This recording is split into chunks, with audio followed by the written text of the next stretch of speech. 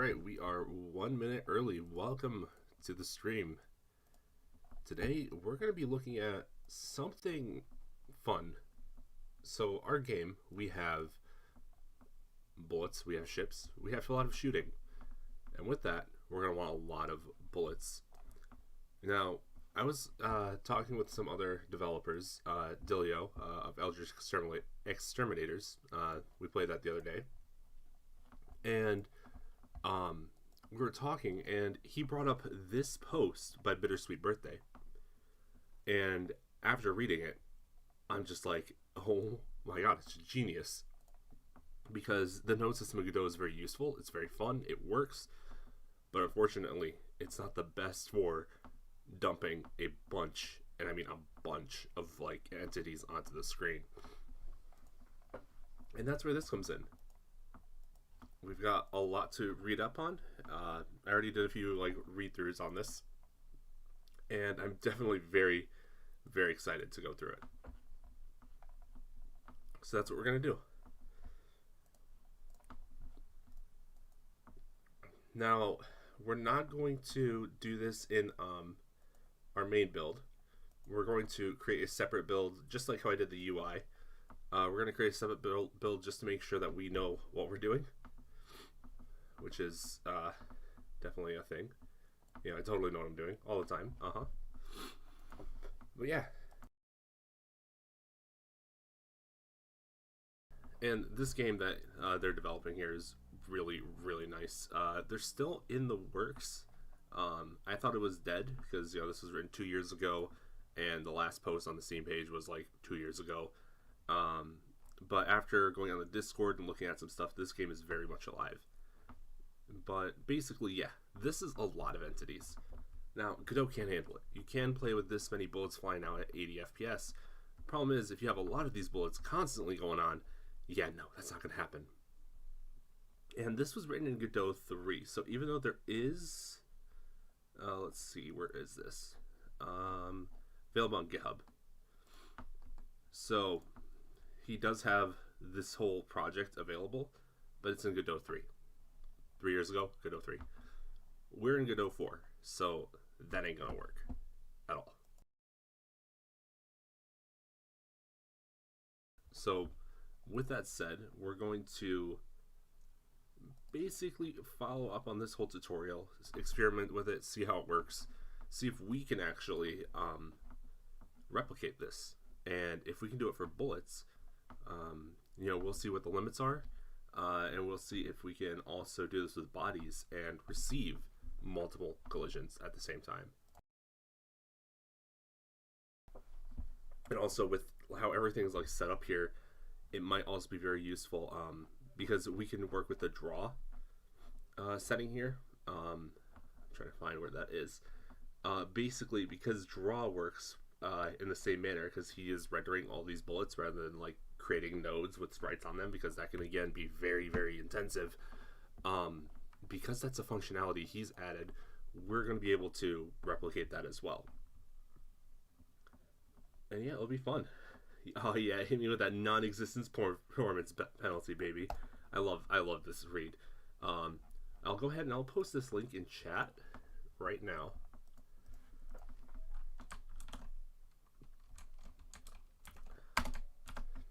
And it'll be in the description once the stream is done. But if you want to go ahead and give this a read yourself, I really, really recommend it. It's an ingenious way to do it, and it's inevitably what I was going to have to do. The fact that Dilio with Eldritch Exterminators was able to find this very quickly, and he developed this game before he realized that this is a possibility. We're going to go ahead and do this, because that, oh man, that looks gorgeous. And it's definitely much trippier than you'd expect.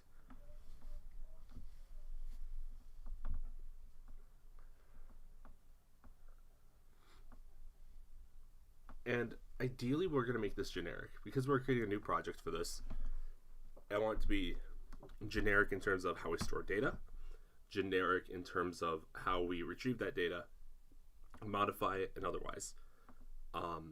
You know, because how I have my ships set up here, I'll go ahead and pull up the flashbang. So get ready, boys. We're getting flashed. Hope your screen wasn't that dirty.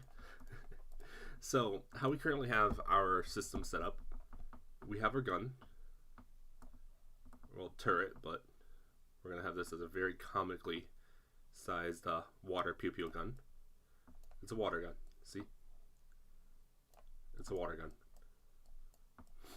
Highly pressurized, yes. You know, at least 100 psi, but it's a water gun. So our water gun. This thing is going to spray out water bullets constantly. So, you know, you can imagine we have bullets everywhere coming out of this. A literal pea shooter. So we're shooting out, let's say we're shooting these out at 500 RPM. There's a few ways we can do this. We can independently, at this point, we can instantiate a new bullet, right? So this is our bullet,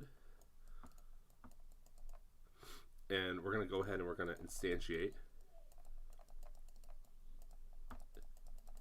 And, you know, we'll go ahead, give it, you know, change the properties. We'll give it some speed. We'll give it some spread. You know, we'll do all of that. And then we'll go ahead and instantiate it on this position.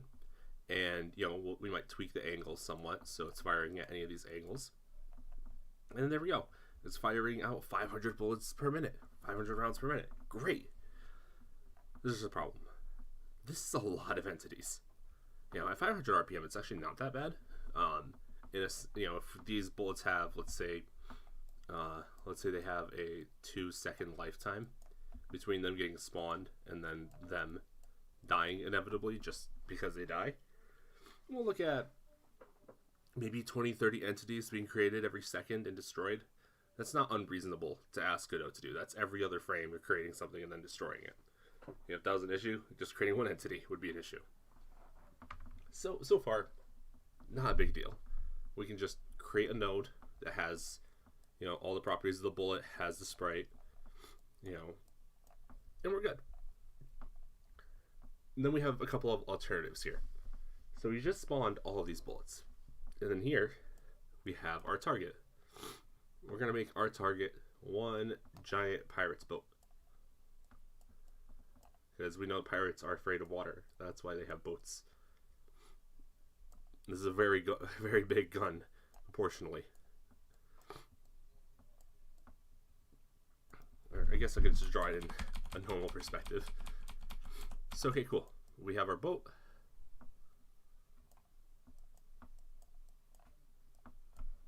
And these bullets, you know, they could be hitting this boat up to, you know, 500 times a minute. Or, you know, it'll be hitting it every other frame or more so. Right, you know, we'll have some that'll splash over here, we'll have some that splash over here, and then we'll have some bullets that, boom, hit. Now, how are we going to detect this? There's a couple of ways. The way I'm doing it currently is this boat is checking if it's collided with anything. So when these bullets here end up, let's just say this boat has a circle collision box, right? Let's say this bullet enters this collision box and collides with it. This boat is checking for the collision of the bullet. So this has a detection. I believe this is the mask. So this is the bullet mask. And then this is the collision layer. I might have these backwards. I usually do. So this is layer bullet. So I might have these backwards again. It's very common for me to do that because I'm bad with terminology.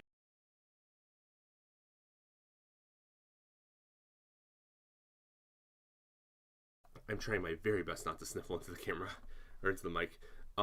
So, you know, so how we're doing it here is instead of having this being a colliding body and this having a colliding body, and then when the bullet hits the boat, okay, it might move the boat might move the bullet. You know, if it collides, if it doesn't trigger a function, that bullet's flying in a completely different direction. I don't want to deal with any of that. And on top of that, you know, we're doing checks back and forth. We're doing this way. All we have is we have boat checks for bullet. So the boat decides whether or not it was going to get hit. So that means that, you know, this ship here, it'll call a collision function. So this is how we have it set up. Again, this is how we currently have it set up. This system, completely different. Entirely different in every way possible. But okay, so we create the bullet. The bullet has a trajectory. It's using the physics engine. Then it collides with the boat. And then the boat calls a function saying, okay, what collided with me? The bullet collided with me. Okay, let's get the stats of the bullet. And then here we're going to say, okay, we have the call function, then we have the bullet, and then we do stuff. And that's pretty much it. That sums up how this whole interaction works currently. Again, this system, completely different. So, as I understand it, right, instead of creating an entire node, right, so how this process works is we have a node, we put it into the physics server. All right, so this node goes into the physics server. Then this thing does math. And then that node collides. So we put the node into the physics server. The physics server does math. And eventually the physics server outputs a collision. So it'll collide with boat. And then boat will get the properties of the node, and then the node is killed. So we have all of these steps in our current process, and it works. It works very well. How I understand this system works is instead of creating a new node every time, it's not gonna let me do anymore. Control Z.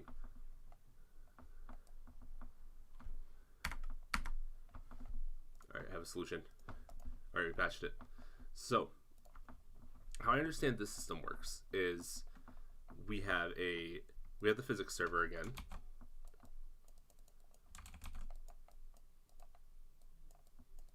And we'll go ahead and so the physics server is always running, right? It already has the boat in there. This guy right up here. And that's pretty much it. Then what we do is we have a bullet controller here. Oh, also, the boat does decide whether or not it gets hit. So we store a team value in here, right? We have a bunch of properties. You know, this bullet has a bunch of properties in it. It has properties like which team fired it. If we have team collisions or anything else like that on, we'll have a time that it was instantiated if we don't want self collisions. At the very least, the player is its own team, but I'm not going to have crossfire currently, but we'll see how that works. But basically, the ship can decide whether or not it gets hit. So if it sees that's a different team than it, then they'll be like, okay, maybe we'll get hit today. But just keep that in mind, right? So having one bullet controller node is probably ideal. So this bullet controller node, it has an object reference of some sort, right? And there's a specific term for it, but it has a reference of a bullet, and then it goes ahead. It changes some of its properties, so it adds properties. Then it just directly puts it into the physics server. So then the physics server is going to say, okay, this has collided with the boat. Then we have to somehow, I'm thinking that this boat is just going to refer to this bullet controller directly. Maybe we'll give like unique IDs or something like that to the bullets. I'm not sure how this process works exactly, but basically the boat tells the bullet controller to delete this object. And this, as you can tell, is a lot smaller. We're not instantiating, we're not creating a whole tree of nodes. This has basically taken this reaction, right, at this 500 RPMs, you know, which is, let's just say this is 600, right? That's 10 a second, right? Or sorry, yeah, that's 10 a second. That's 10 bullets a second per gun. So instead of saying gun X RPM, right? So we have a gun, so however many guns we have times the RPM, if they're all averaging about 600 RPM, then times that by the amount of turrets, or let's say the amount of ships, right? Because if each ship has 5 guns, that's already thousands of bullets. If we want more than like 10, 20 ships, we're killing this thing. And not to mention, we can have multiple bullet servers or managers doing their own thing, but that's a whole different deal. So this is the general process. And then on top of that, now what about sprites, right? We can still create nodes for the sprites. They won't have physics bodies to them. But this control node here is of a canvas item, right? It's a canvas item. So we can render from it. And because we can render from it, we're going to go ahead and call its draw function. They explain that here towards the end. Where is it? Okay, here we go. They explain how this draw function works. I thought the draw function was slow. Turns out I've just been doing it wrong this whole time. So this should be very performant. It was at least in 3.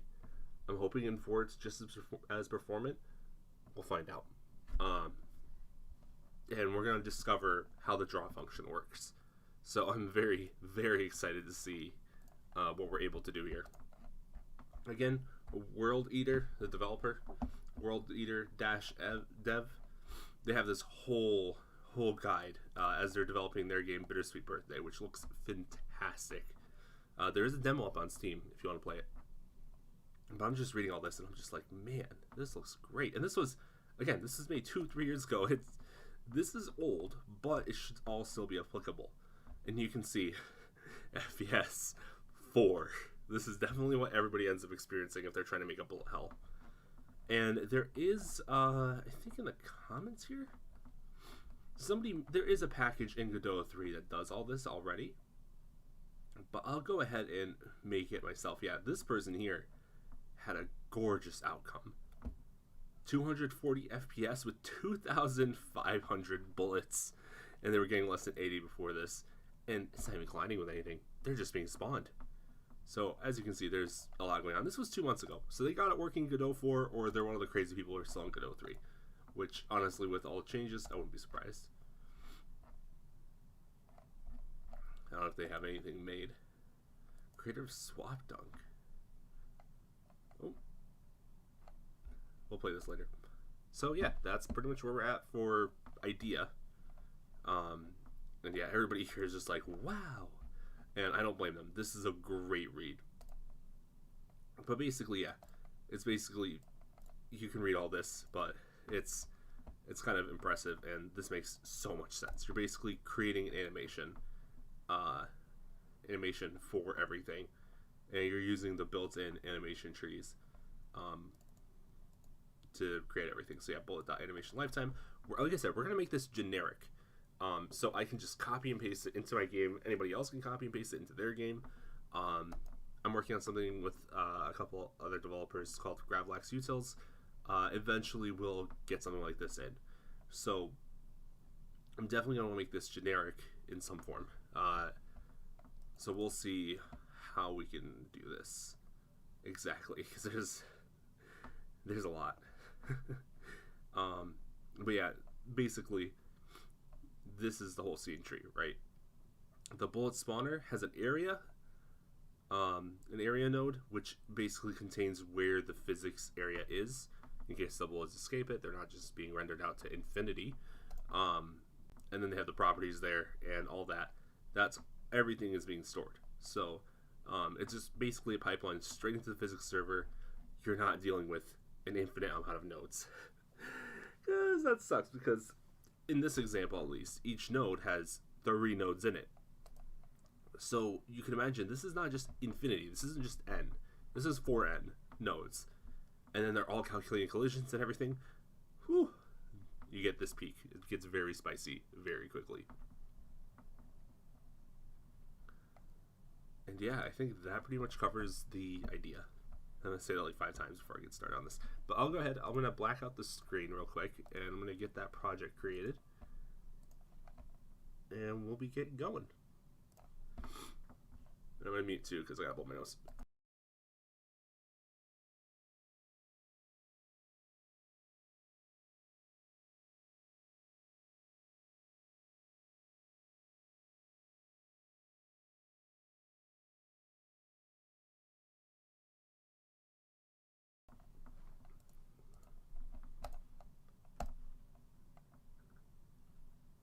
yeah, we don't want to do this on our main project at all, just because it's very, very experimental.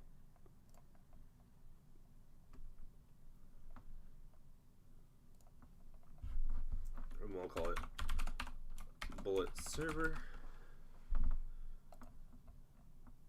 And we'll put a folder in for this one.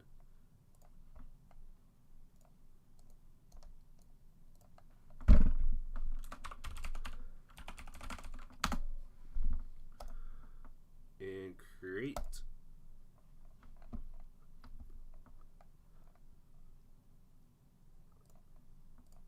And we're launching. Yes, sir. All right, there we go. That's that. I'm going to pull up the guide here on another screen, because we are going to be referencing that. Like I said, I put it in chat so we don't have to worry about it too much. And we're going to make this 2D. I'm sure this will work in 3D, but I have no idea. I don't mess with 3D. Not yet, at least.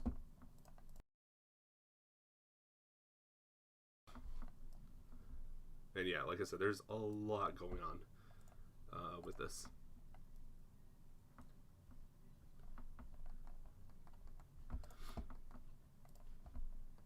So we're gonna go ahead and let's see how they created this area. So for the area of this, oh yeah, we can do this. This will work. For our area, so reference the image. Small dates of January 12th. Drawing logic can probably be simplified using an animated texture instead. So yeah, we'll have to definitely learn how to reference animated texture and do multiple instances of it.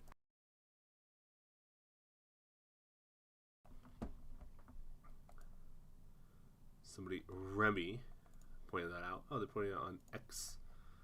Hate that. So yeah, the problem was, you know, you spawn like this many bullets. All right, that's not big of a deal. Then you get to this point, and if you want a proper bullet hell, yeah, good luck. So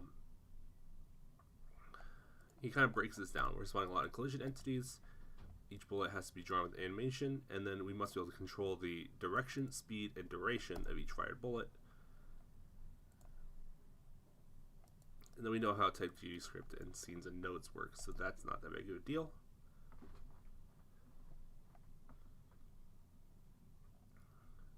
So let's see here, the expensive approach. Yep, this is what everybody does.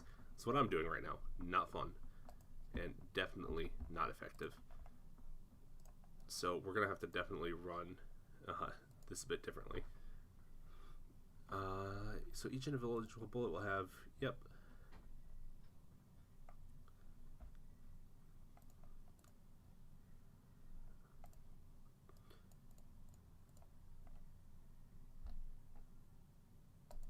All right, so yep, so we're gonna have to develop a data structure. Now, in this version, they use,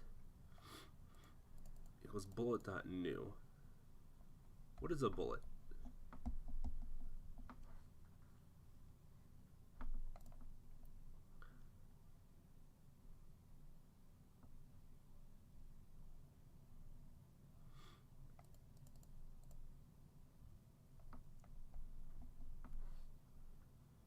Yeah, we're gonna definitely have to dig into the physics 2D pipeline and figure out how that works.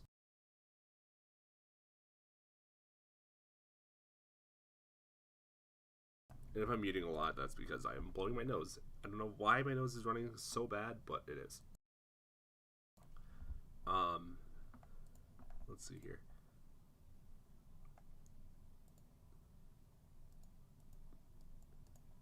So we'll create a new circle shape. We'll create a new transform 2D with the same position and both starting point.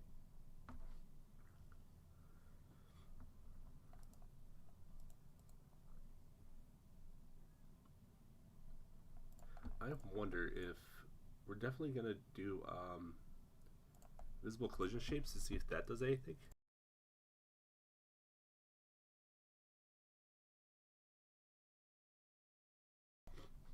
My God, my allergies are, or whatever's going on, is definitely not fun.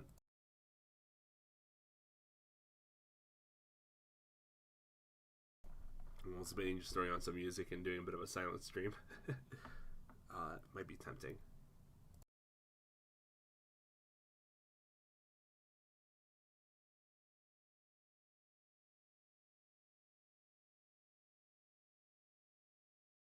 So we are still using the physics process for this. Yeah, so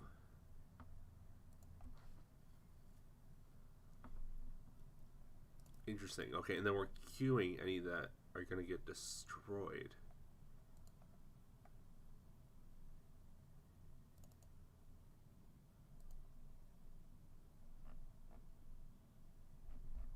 And these are just snippets, right? We have the full. Probably going to download this whole thing, but at least let's open up the bullet.gd, bullet hell spawner. I think that's all we need. What's a detector for?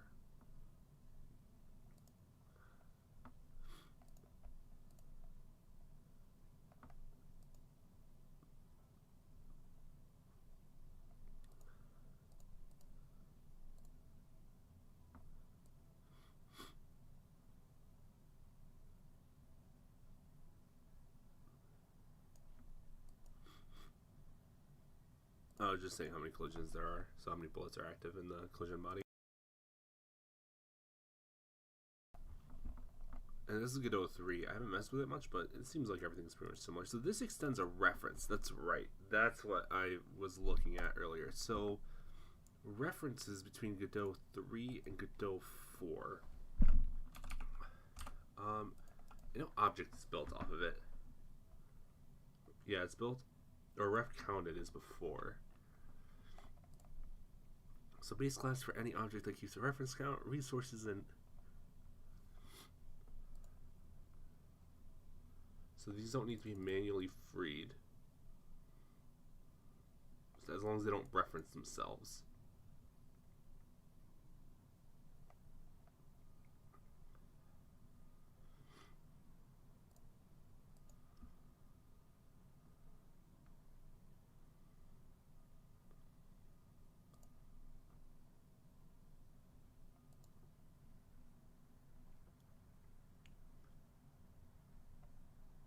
When and how to avoid using nodes for everything. Yep, this is basically what we're going through.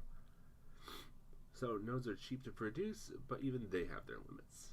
A project may have tens of thousands of nodes doing all sorts of things. The more complex their behavior, the longer the strain each one adds to performance. Okay, so object is below ref counted. Okay, so an object uses manual memory management.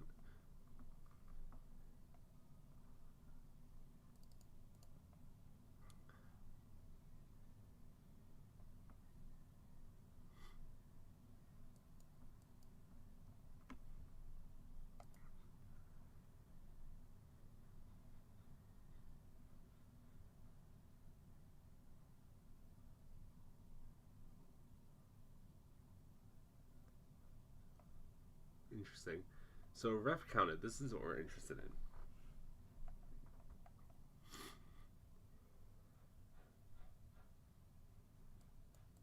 Know where this will trigger an error state when the next one acts. So ref counted. A little more complex than an object. They track references to themselves, only deleting loaded memory when no further references to themselves exist. These are useful in the majority of cases where one needs data in a custom class.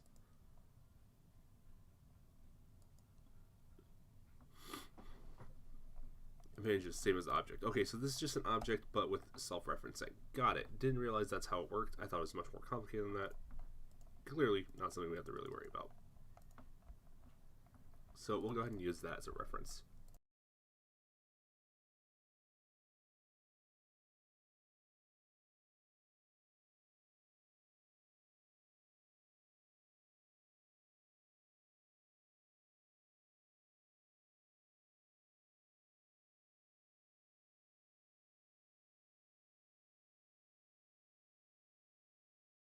And what's nice about something like this is when we create a node like Bullet Manager, we can just preload that into any active scene and it should be good.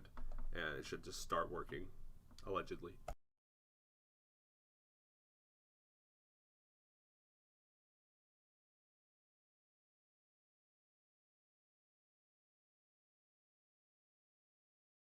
So this is how they have bullet hell spawners set up. So again, things are a little bit different in Godot 3, but so this is how they're.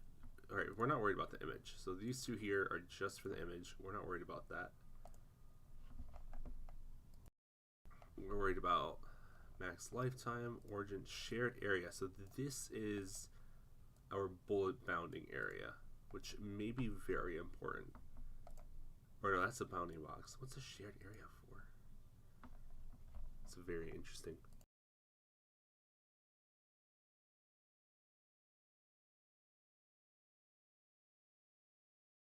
I'm curious how many bullets we can get working. So we're going to definitely be spawning thousands once we get there. So this right here. So use transforms to transform to D, bullets queued for destruction. Okay, yeah, so it's asking the physics server to just free the bullet. Or the bullet's shape ID, and then remove it from the bullet's array. Got it. So this is probably also ref counted. So we're going to create a new script. We're going to just call this bullet reference. And sorry, I'm going to mute again, but I'll be here. I should probably turn on some sort of music for us. I'll get that pulled up.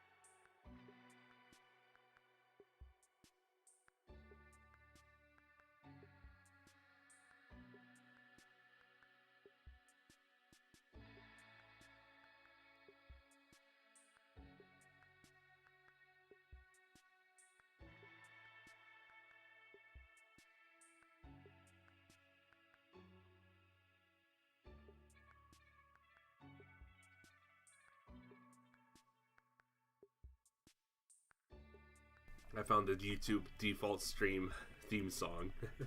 We'll take it.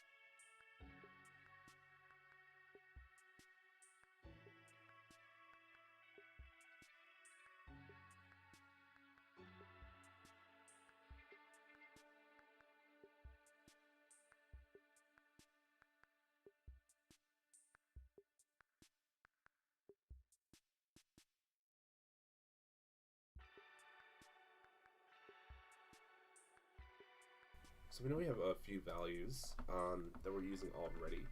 So we're going to want to carry some of them through. So we'll just go ahead and pop those in real quick.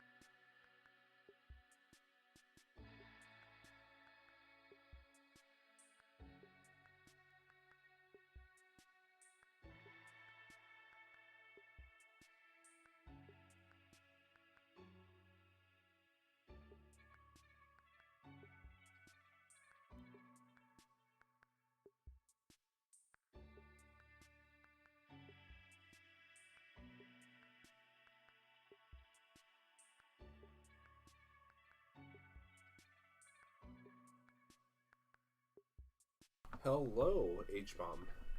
I hope you're enjoying the default YouTube loading music. um, I decided, just because I'm a little down for the weather, I'm muting myself and I don't want things to be super quiet. And I also don't want a copyright strike. So we're just playing just something off the YouTube audio library.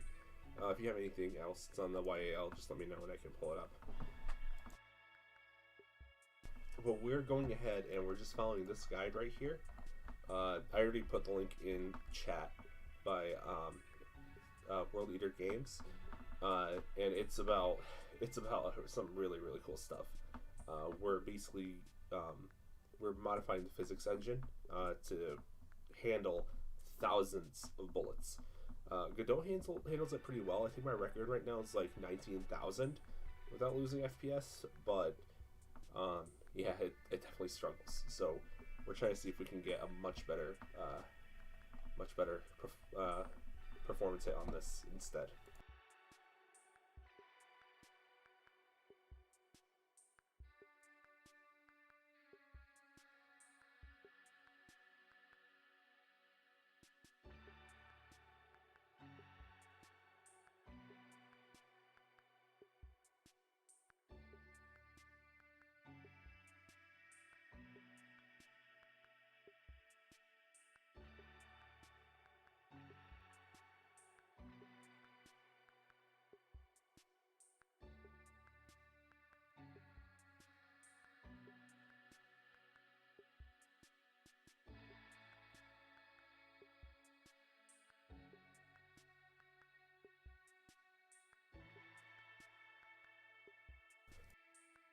Yeah, I'm trying to figure out. I'm guessing reference ID just refers to a shape. I don't know if that's implemented in 4.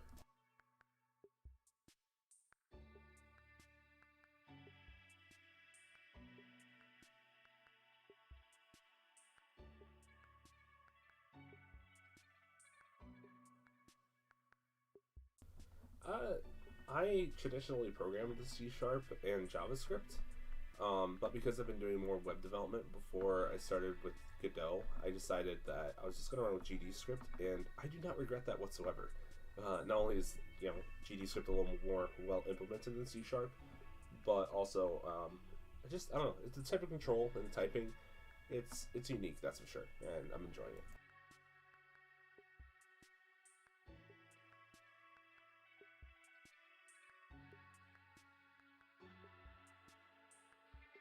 And we can declare reference IDs for shapes, so that's nice.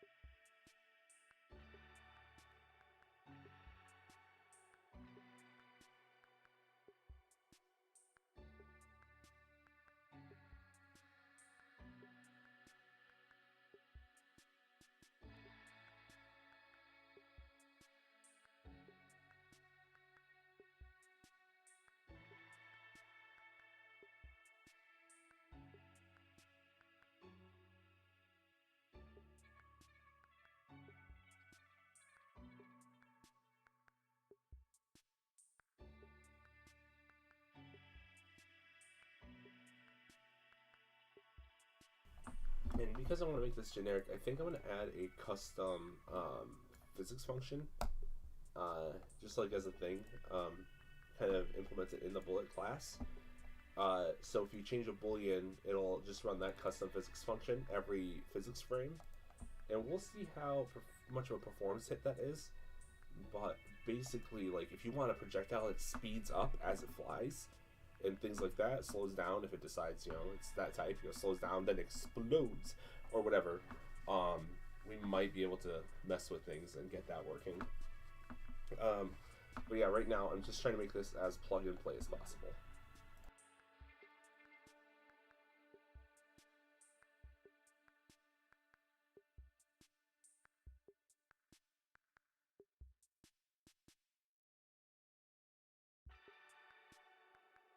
I gotta figure out how to do the godot grouping for sure.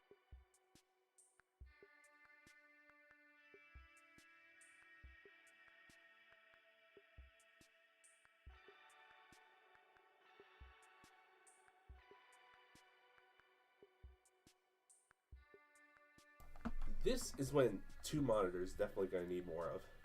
Yeah, I can turn myself up.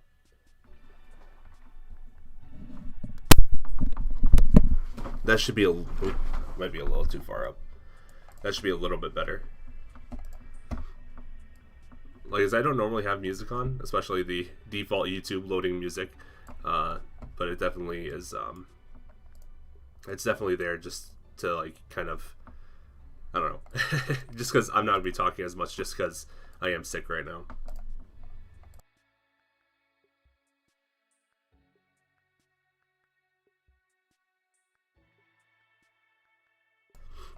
Yeah, thanks for the live feedback. I appreciate it. Alright, so this seems like this is all we need right now for the physics side of things for the bullet.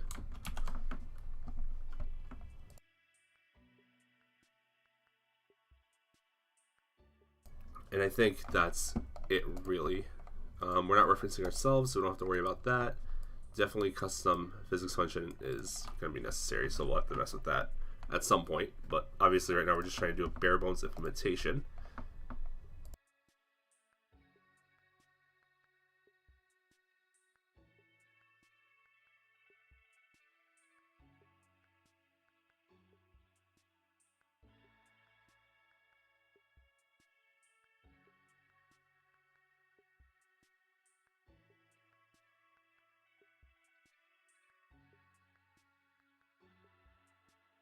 Yeah, I try to be as accessible as possible. So, you know, the more feedback I get, it's always better.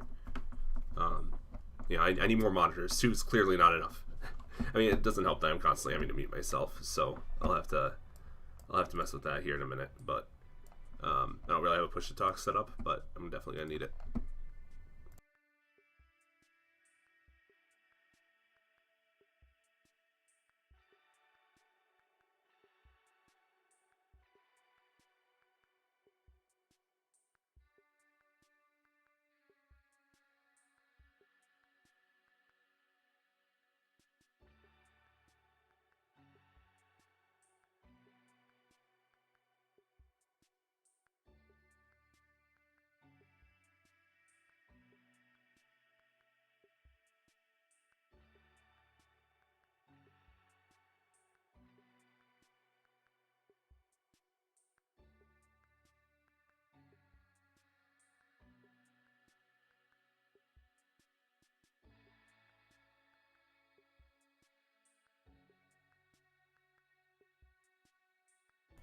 So, alright, we have 2 core concepts that we need for this to work.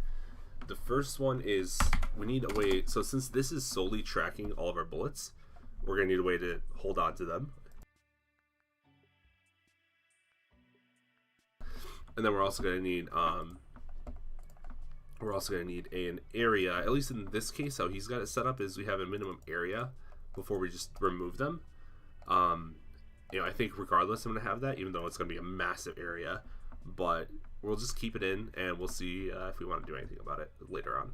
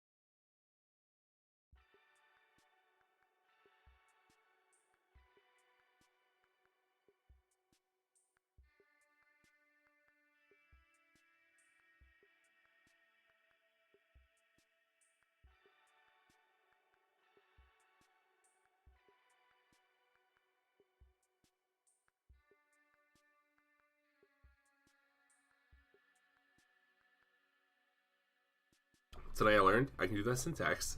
I was just like, why isn't it working?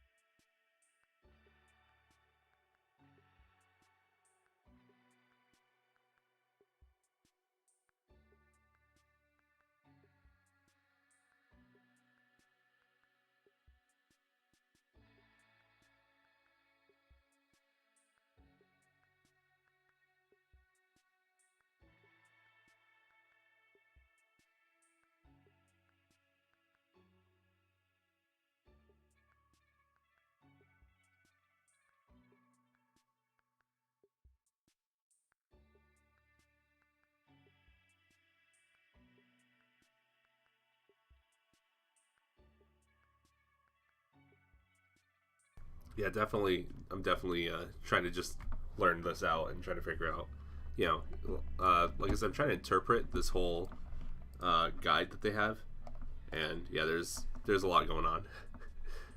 So sorry if I have a lot of quiet moments while I'm working on this.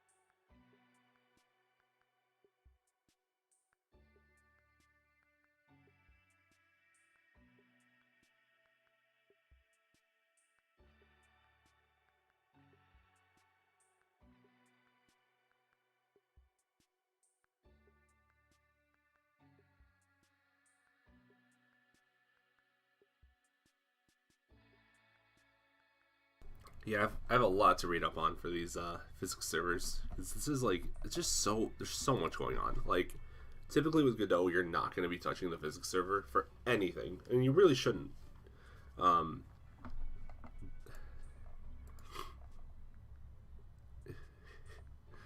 Yeah, there's a lot to learn. There's a lot.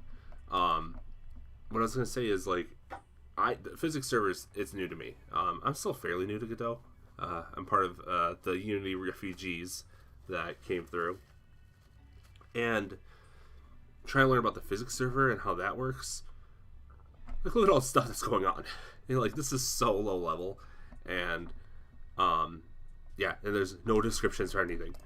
And understandably, there's a lot to do. Like RID, this doesn't have a description, or for area get space or anything like that. It's just like there's one. This even is. Oh my god, there's nothing. There's literally nothing in the one like comment that's here. I don't even know where it is. I just saw it. It was like, yeah, all these are virtual threads. It's crazy. This is just insane. But we'll learn, probably, maybe.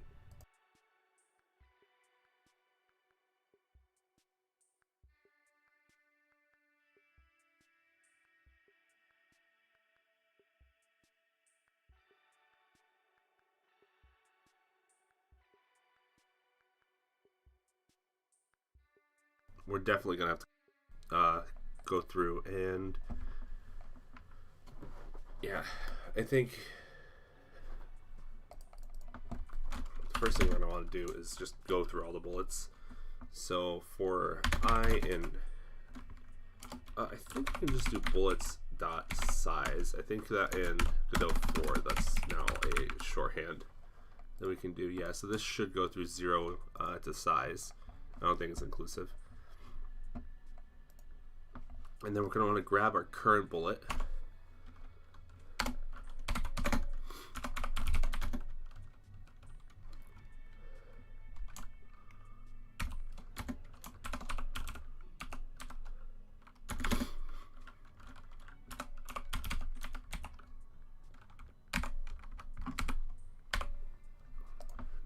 doing a lot of typing, but that's just how I prefer to do it in general.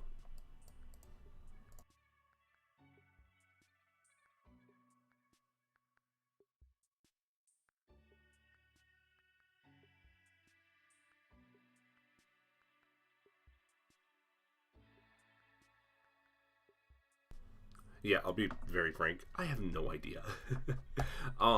It definitely is. Yeah, this is a learning experience for sure, because my current implementation with this is the ship detects when it gets hit by a bullet. And I need to know how does this whole deal work? Like, is this only one way when I'm manually adding colliding bodies to the physics servers? From what it seems like, it's basically just removing the node part of having a collision body.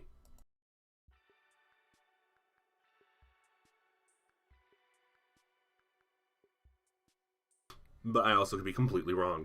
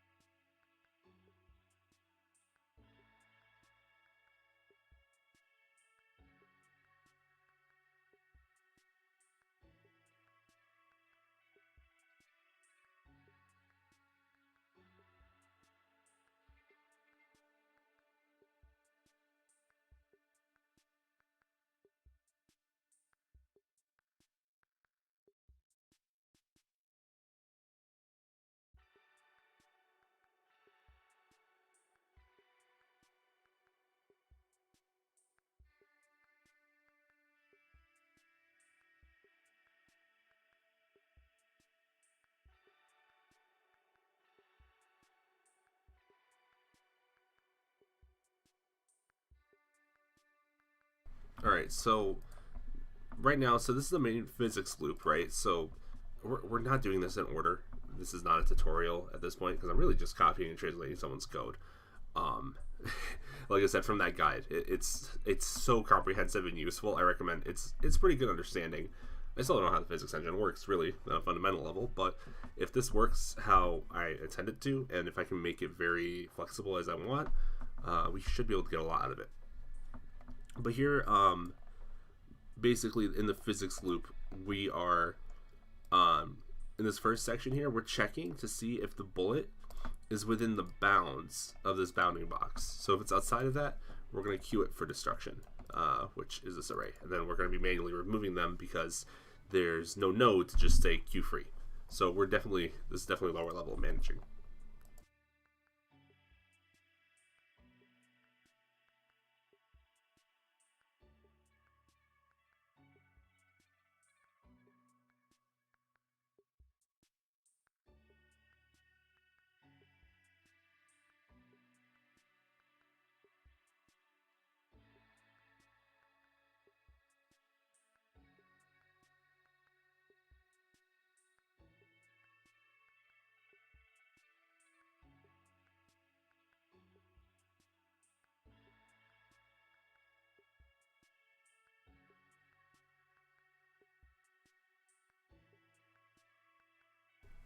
It's not defined right now. Right now the bounding box is just it's it's come on. It's an X, Y, and then a width and a height. I believe this defines the top left corner, and this defines the width and the height of that bounding box. So this is not set to anything right now. We should do it as -200, -200, 400, 400. And now this is going to just be an area of 400 pixels by 400 pixels that's offset by 200, 200. So the top left corner is going to be offset by 200, 200, and the center is going to be 0, 0. And then we're going to be using this bounding box anyways to test out the bullets and just make sure they're behaving how we want.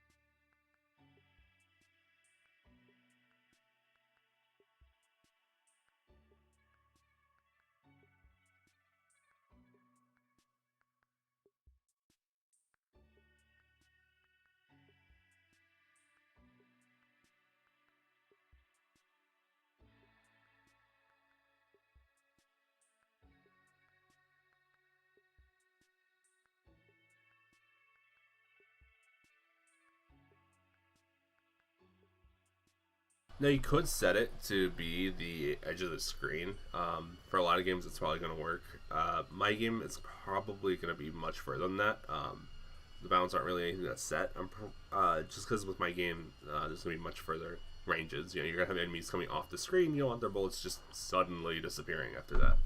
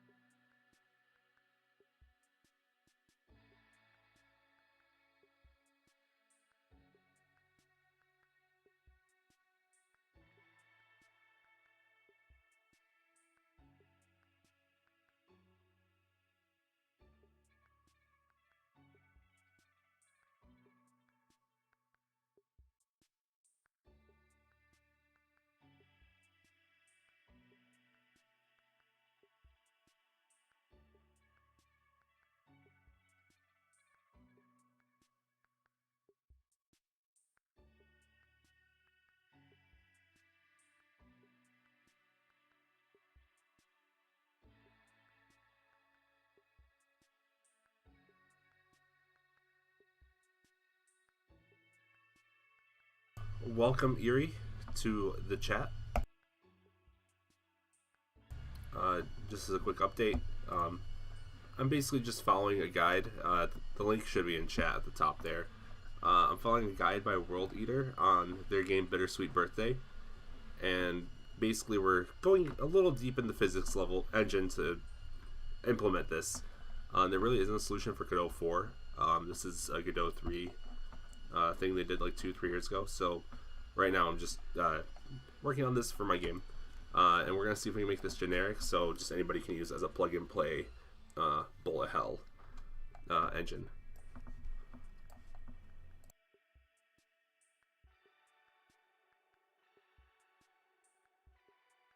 I'm a little quiet right now just because I'm a bit sick.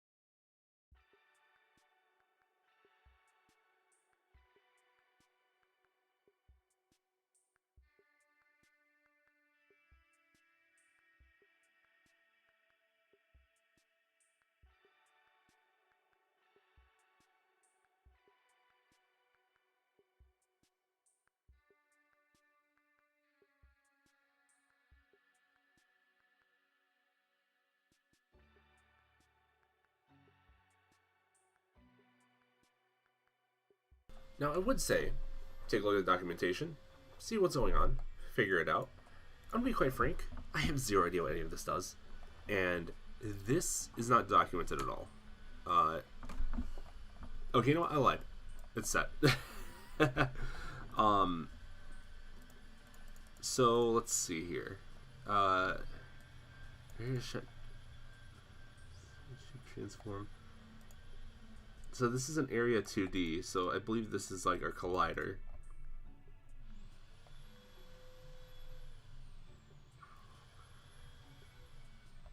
Yeah, I'm not too sure exactly what's going on here. There's a lot going on. But yeah, we're basically just converting this to Godot 4 and seeing if we can make this work with our game currently.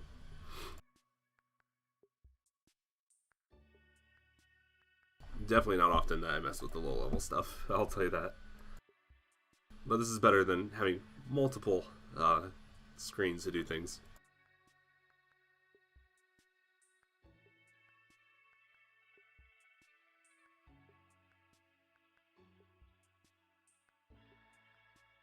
You would think that they would, and they kind of do on some of these things. But if we go to the physics server 2D and we go to area set shape transform, it looks like all we're doing is we're taking an area 2D, which I can actually add one. So this is an area 2D node. But as you can see, this has no shape, right? So we add a shape to it, and we're basically using this area 2D as our reference when it comes to placing it in the world. So we're basically taking this area 2D, which will have some shapes, and from what I can tell, we're just imposing it on a position, checking for collisions, and then moving on. That's why here in this bullet manager, we only have one temporary transform, and we'll have one area 2D reference. We're going to go ahead and delete this. And this currently is going to work with just one type of bullet. I'm going to have multiple types of bullets, so we're going to see how we can work around that and make it functional and performant still. If we need like 3 or 4 Area 2D references, that's so much better than, anything else. Trying to make, a few thousand references.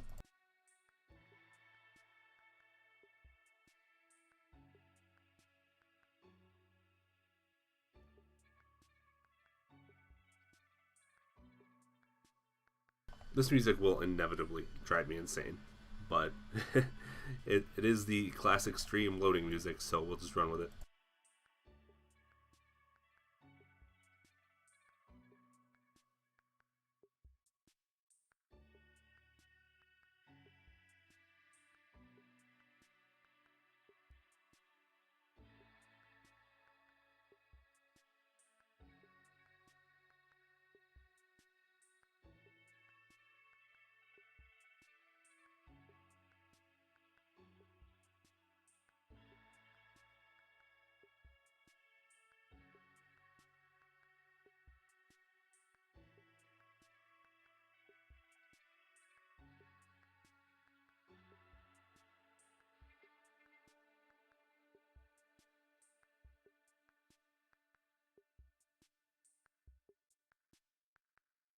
And we do work directly with those reference IDs for the physics engine, so like the node is just there to just serve as a placeholder for the reference ID.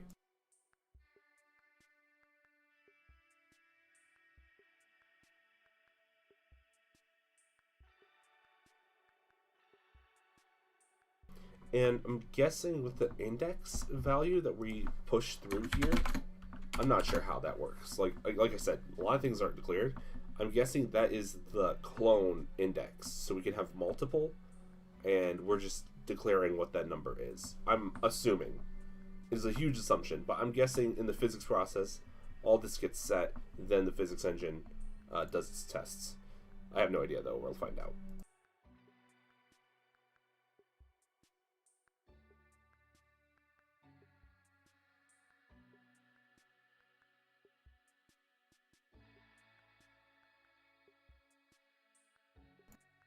See, I know that Thor has that music and it's really good, and I would love to use it, but I don't think that's right. Like he does make it full and clear that he's okay with it, but as far as like me for what I'm doing, when I get my own music for my game, I'll use it like that. But if I'm using the music of someone else's game, and then I know it's so much better. It's so much better than what we're doing right now.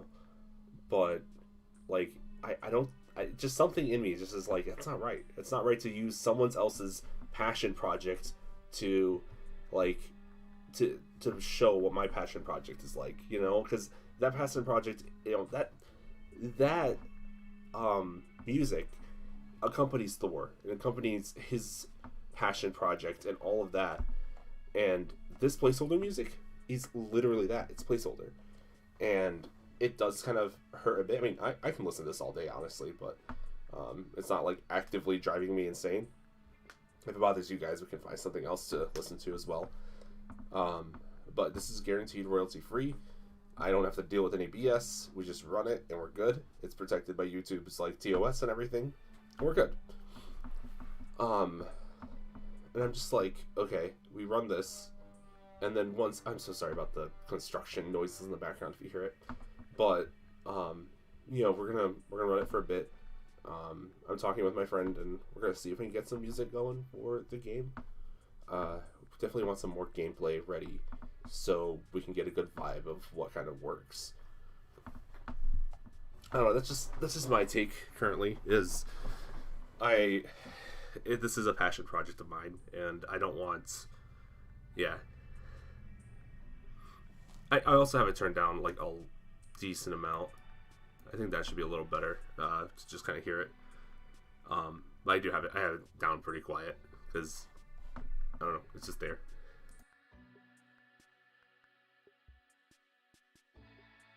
So it's pretty much at like half the level of where I'm at.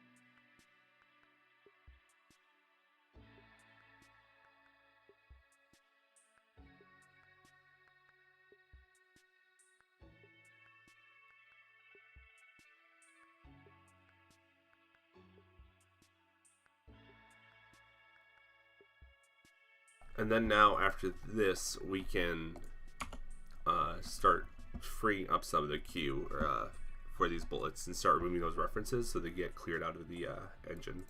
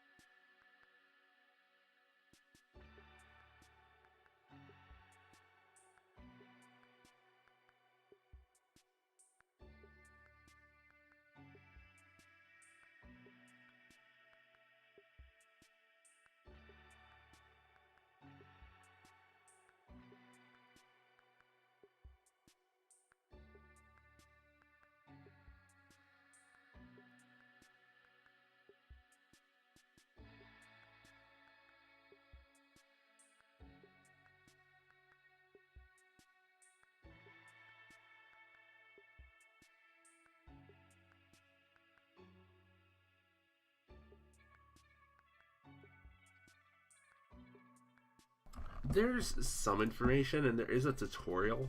I have it pulled up here, if I can get to the top. But, okay, I guess the Physics Server 2D does have a little more documentation. But it's like, it's so bare bones, in my opinion.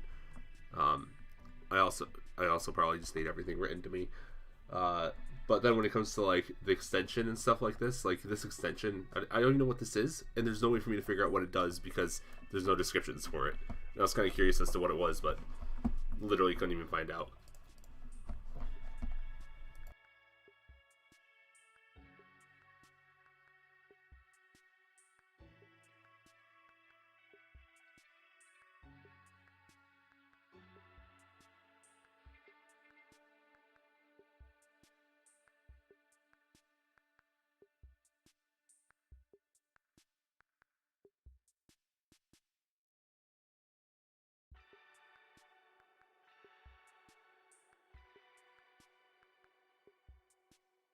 Alright, so currently we have all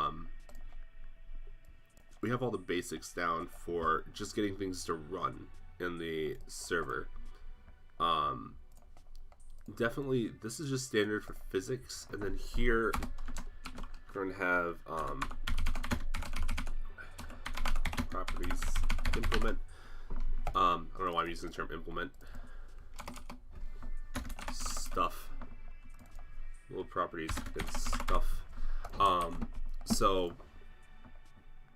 Here is just where we're gonna keep the properties. I'm hoping we can do damage and other stuff here and reference it. We'll definitely have to look into how that works really.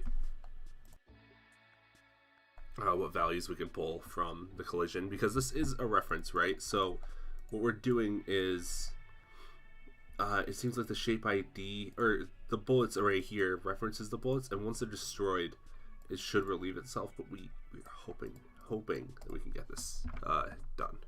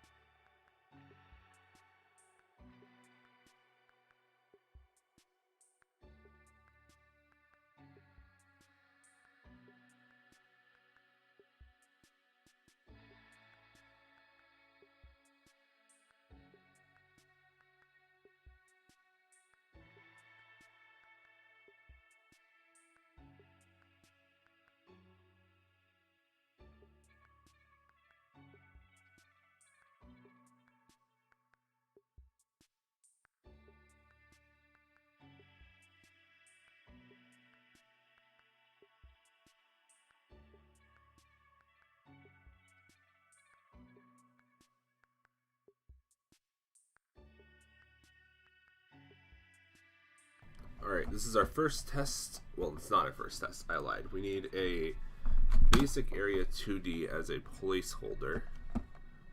And we're going to call this test placeholder. And then we'll go ahead and add a body.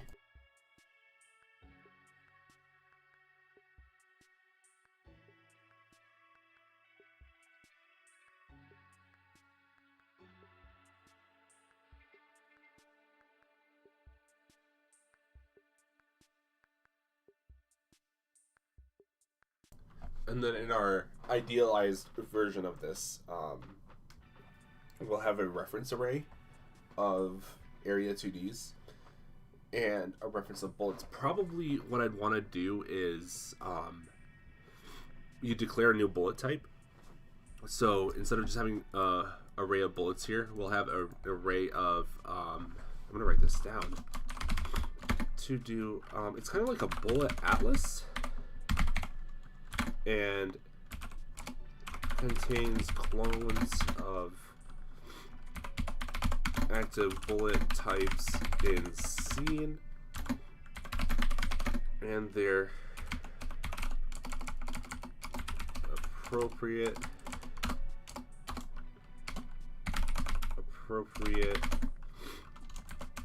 area 2Ds animations and stuff. So in theory, right, our bullet manager here, we create a load function in here where we can load a new bullet. So if we have a new enemy come in and it has, it fires bullets, but these bullets, they might be bigger or they might be faster or something. I don't know. When you add those bullets, they'll get registered effectively. And then when we're spawning those bullets, we declare, okay, hey, we're spawning this bullet type, so bullet index 0. I'll see how those reference IDs work, because if I can use that, that'd be perfect. So then when we spawn the bullet, we just have to input its properties still. But at the very minimum, we can start caching different types of bullets, because enemies might have ones that have different sprites to them. Maybe they have different shapes. And like I said, I want this to be as generic as possible, so it just works. Ideally.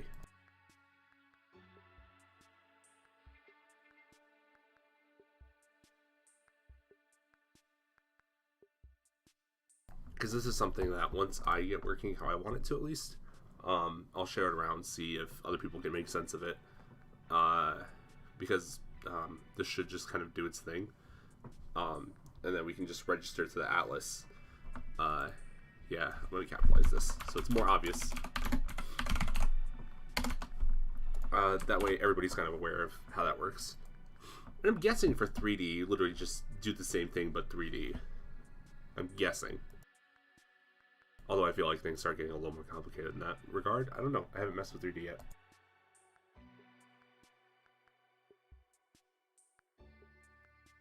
I don't really plan on it for a little bit.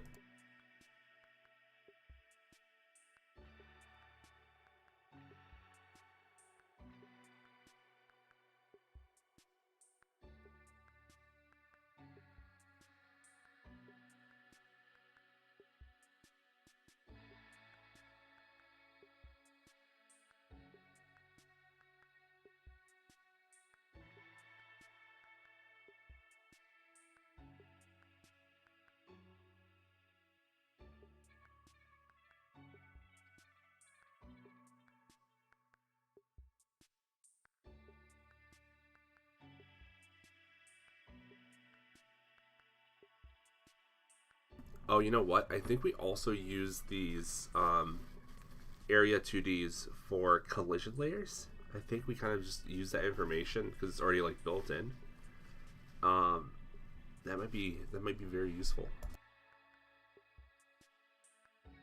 Because then I'm guessing if we're gonna have multiple teams, or if, let's say you wanted to have multiple teams with different collision layers for their projectiles, then you can just re-register those projectiles under here. I'm guessing. I could be completely wrong.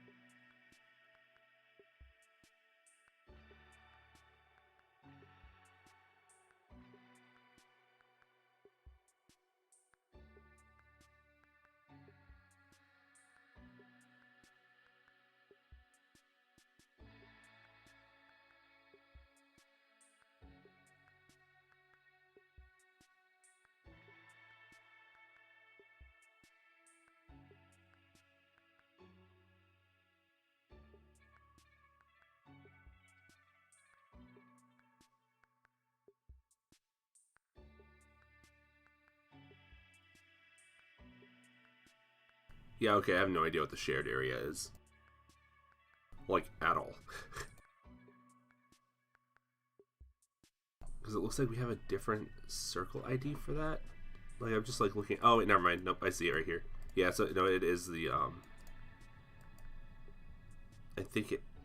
area add shape. Oh, is this the physics area? I'll be quite frank. I have zero idea what I'm doing here. I'm kind of understanding what's going on with this code. Like I said, I don't work with this often. I'm not sure what the collision shape is. I could clone the... I don't have a Godot 3 build on here, so I could clone it. I'll see what else is set here.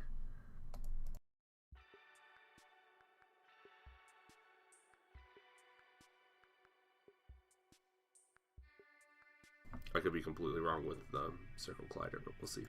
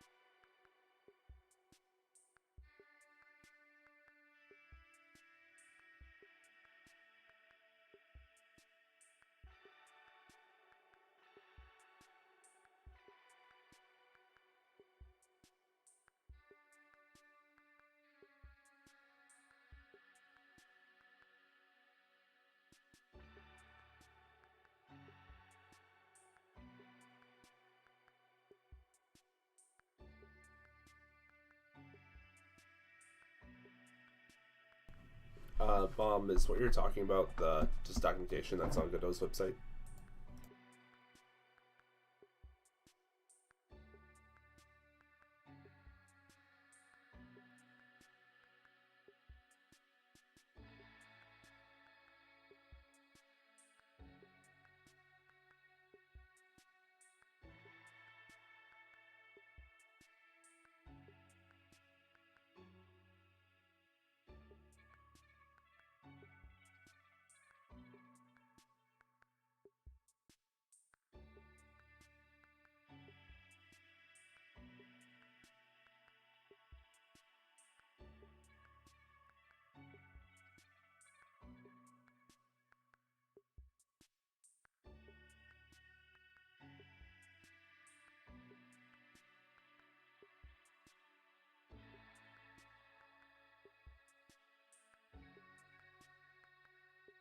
Okay, yeah, because I see it right here for the physics server 2D.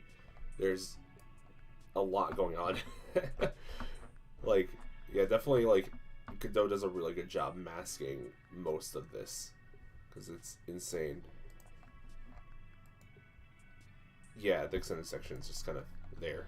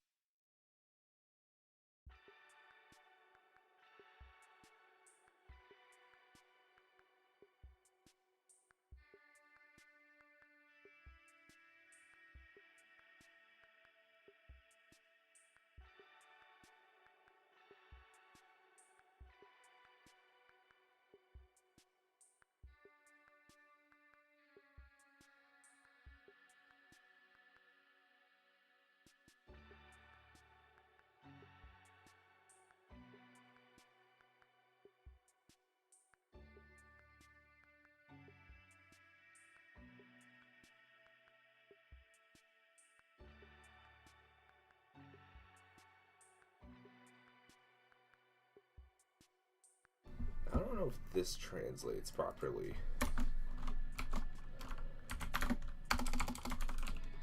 I'm doing a lot of to-dos here, but you know, trying to upgrade legacy code to Godot 4 and make it kind of make sense in my head is a lot. I'm not sure if this variant ID is what I'm thinking it is, but we'll see.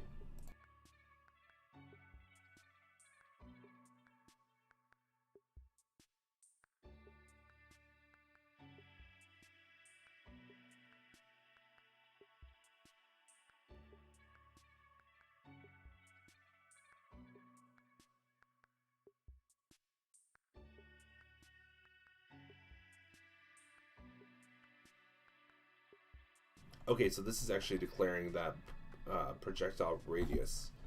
So this is something that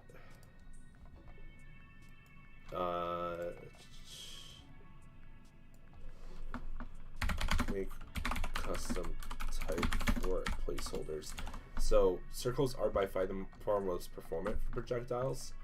And we'll look at tweaking this, but when we're adding this collision data, we're going to want to pass bullet, and we're going to have to pass a placeholder value. I'm thinking the bullet itself and the placeholders will definitely have to make a whole reference up there. Just because stuff like this is the radius of the projectile. So this is actually a float. So this is taking a variant of data. But if we have like a rectangle collider or something else, we'll have to pass that value there. So I'll have to take a look to see what we can do.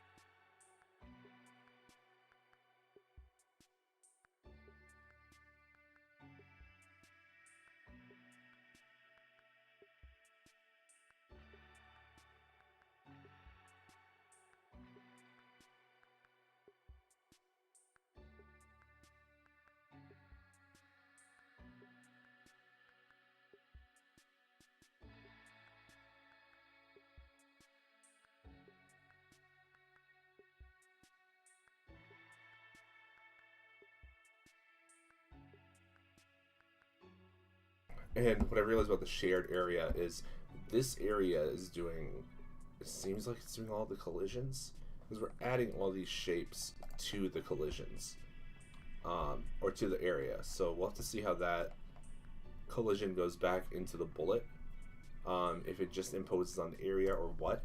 But if we can get that reference ID, so let's say you collide with the bullet that we just added, right? Because we're adding that collision, we're adding reference IDs. I'm wondering if we can backtrace that into...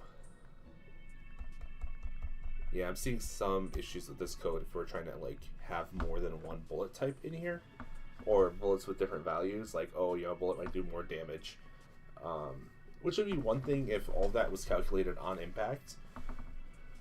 But if we're spawning bullets and let's say, okay, you know, 10% chance of a bullet reflecting or exploding or lifesteal, that's a big one, right?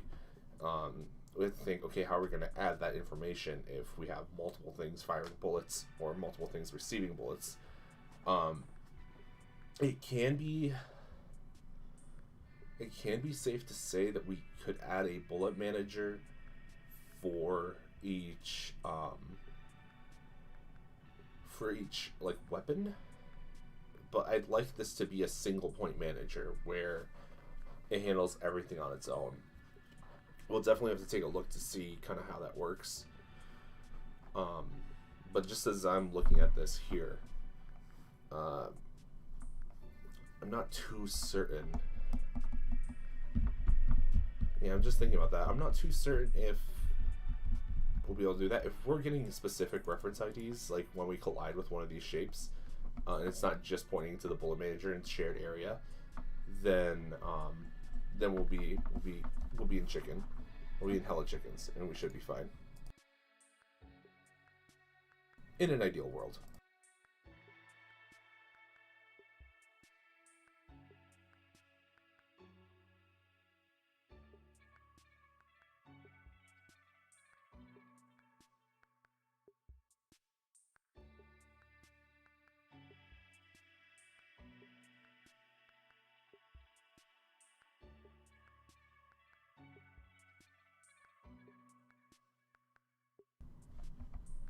Um, yes, but we're just digging, like we're putting our fists into the engine.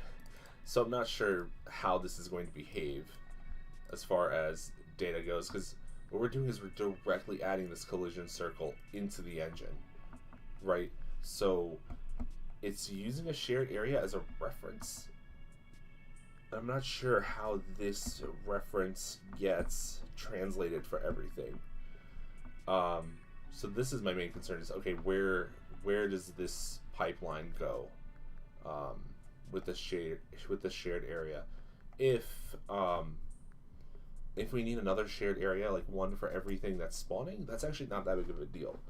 What we do is we kind of have a bit of a tuple setup, or where, like, if I create a new weapon or a new player, we give them their own shared area, and then everything's kind of referencing through that. So each weapon would have one, and then that way the collisions could backtrace to their originating weapon. So I can't see that being too big of a deal. So what we do is we just add, I would call them, like, I don't know what I call them, if I call them like players or like firing entity. We just say it as a weapon, right? Weapons fire bullets. Even though it's been abstracted. So we could say, okay, yeah, we can have an array of weapons, and then each weapon has its own shared area, and then those shared areas have their own collision shapes. At that point, we might as well just have this bullet manager and everything be independent per weapon if we're going to start doing that. So I'll definitely be tweaking that and seeing. That's why I'm not sure how this code is going to behave, but we'll start tweaking it and see. That's why I'm putting all these notes. But I don't think groups would work, but I'm not sure how that's going to work. I don't even know if none of this is going to add anything to the node tree. So that's like the biggest thing. We can't just say, oh yeah, you don't access this. So we're going to have this exact reference ID. So once that reference ID is no longer referenced, delete it, gone, boom. That's why I removed the collision from here, because I thought that might have been redundant. I think this warning, yeah, it's just saying that it can't collide or anything, so that's fine.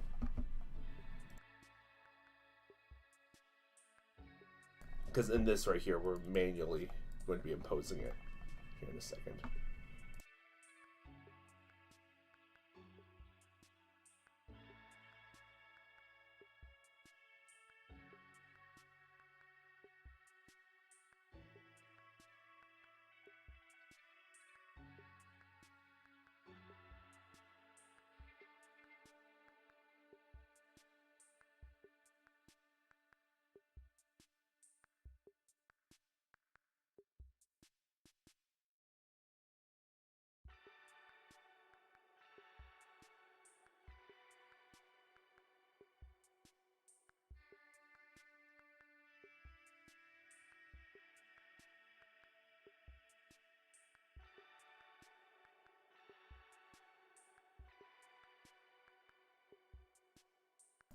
So this is the magic line right here.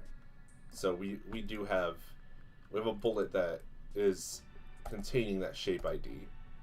So I don't know if we're gonna be able to like backtrace references, or I'm not sure if we can somehow go from this collision shape to this bullet shape ID, then we can keep it to one shared area, and all those values can extrapolate from the bullet reference. So we're definitely going to be seeing if that works. Why are you complaining? Go away. So that's what I'm thinking. But if we run, nothing should crash. Ideally. Things crashed. Why? From nil to... You're not assigned.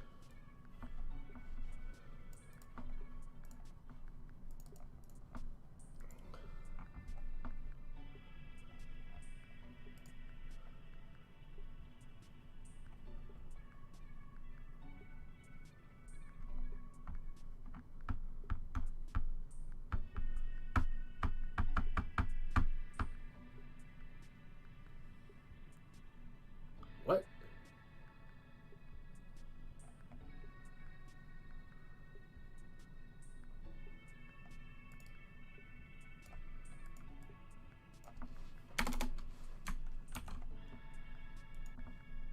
Good thing we're testing this now.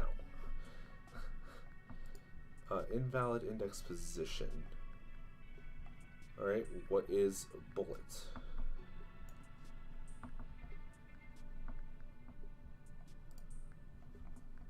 Bullet is an object.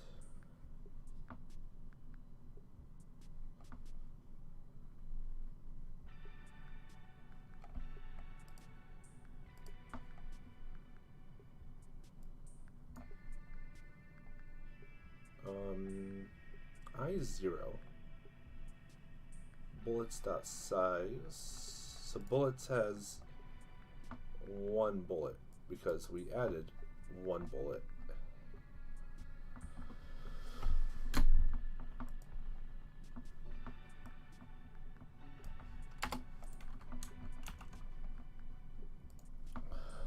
We'll get this working.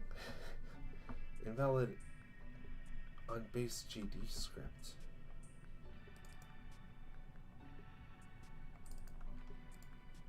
Oh, that is the thing.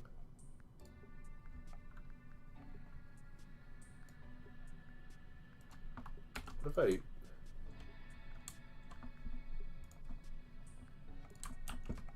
This is just kind of silly, but I wonder if it's complaining. Because I named it position.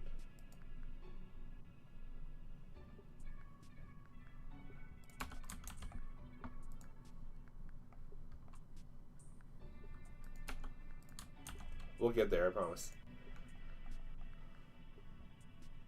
Nope, okay, position 2 is not strat, so it's not because it's the same position. I figured that wasn't going to be a problem, but I don't know, you get weird things. Alright, so, why are you complaining?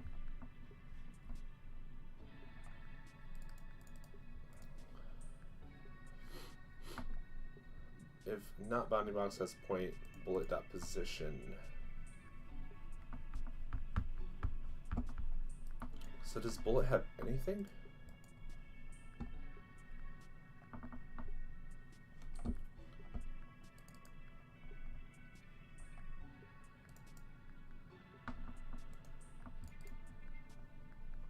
Unless the position gets deleted.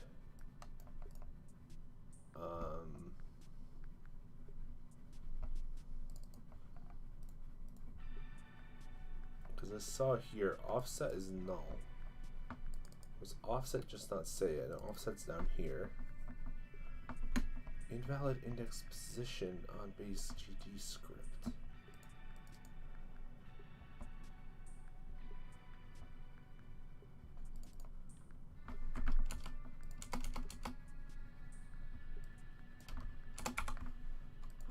This isn't as efficient, but we will get something working out of this. I think that declaration is just really weird in Godot. Alright.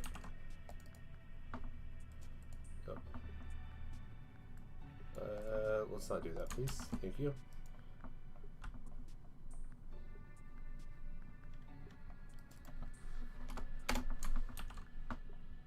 Now if we just don't declare the type. That almost worked. Almost worked. Right? That went further? Yeah, it went further. Most bullets that size is 0. Wait, it was queued for destruction?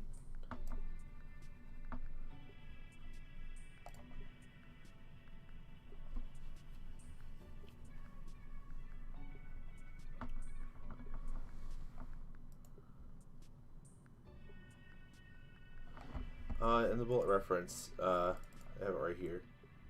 It's a position. I mean, once I removed that casting of bullet, I don't know what this has to do with it. I don't know why that casting just breaks it, but it does. It's like it removes the reference. Yeah, see, now it's allegedly behaving.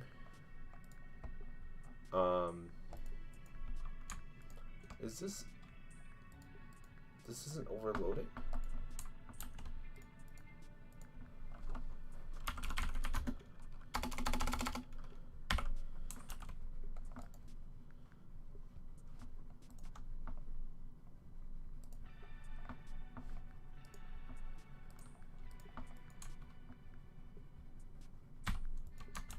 Interesting.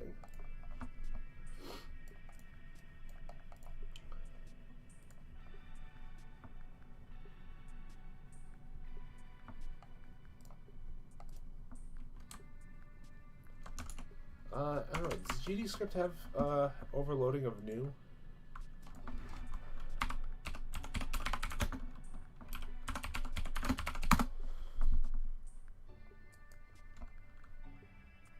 I don't think we do have.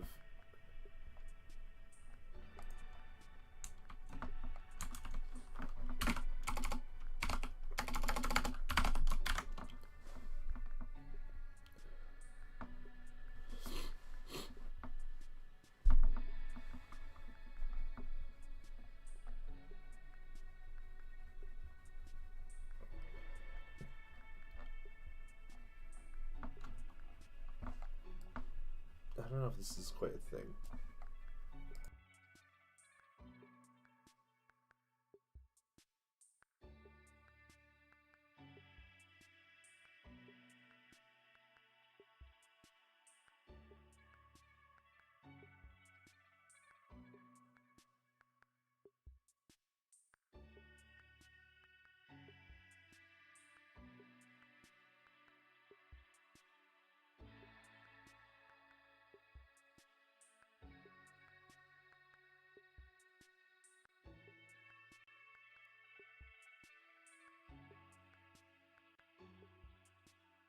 Okay, so when we initiate it, we can set properties. They are required though, so if we set anything, well, I guess we can have default set. So we'll definitely keep that in mind. So like setting like team and other info. Probably just gonna pass a dictionary because those are pretty effective or efficient. But cool, I have been born, so we know this works. So it wasn't under the new, it's under the edit. So it gets initiated. That works. That's fine. We'll live, maybe. Probably not.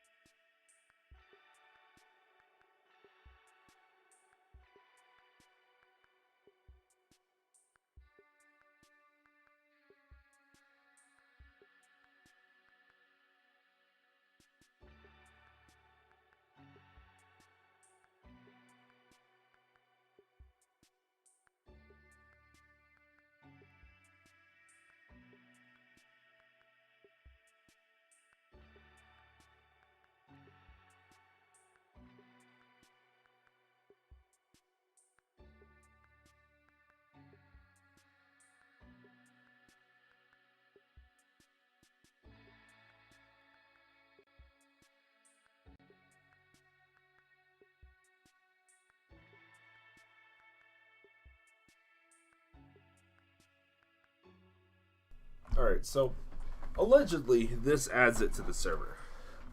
A big alleged. We're gonna write some debug stuff here so we can see if it even shows up. So we're gonna add some drawing info. Although we did forget a couple lines.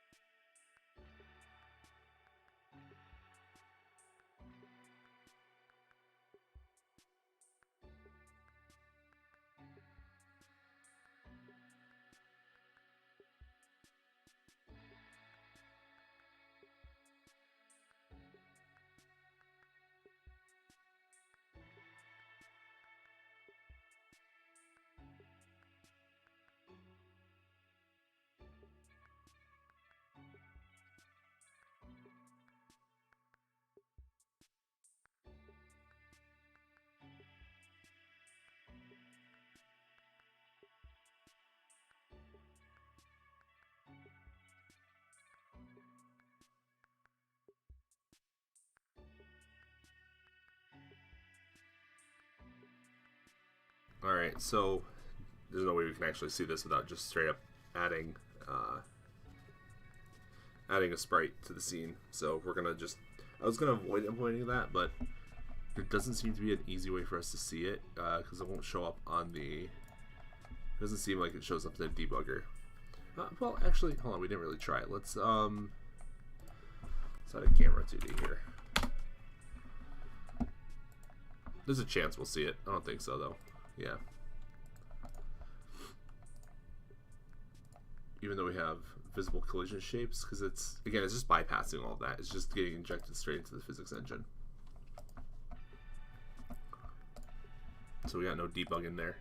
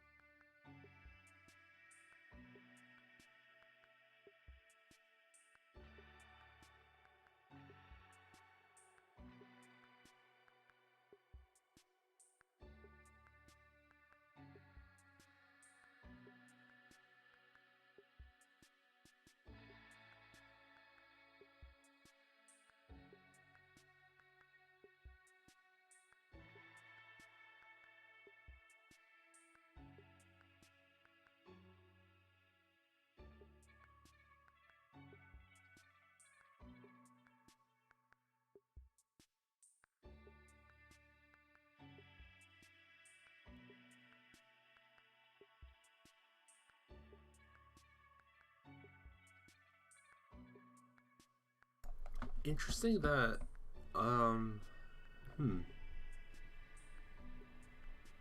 we not rotate drawn textures?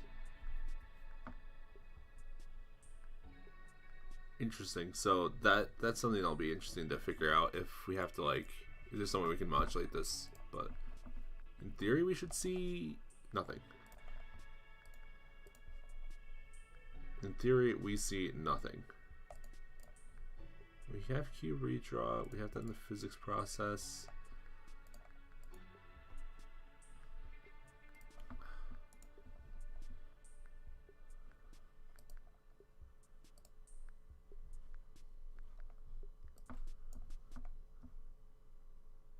Bullets is size 0.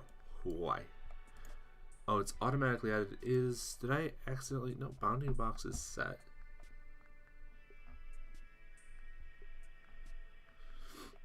So let's go there. Let's restart this.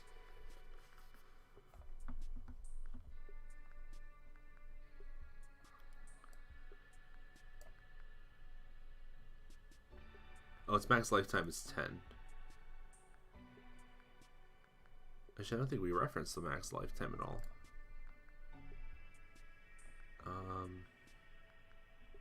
Yeah, no, it's set to 10 milliseconds. That is way too short.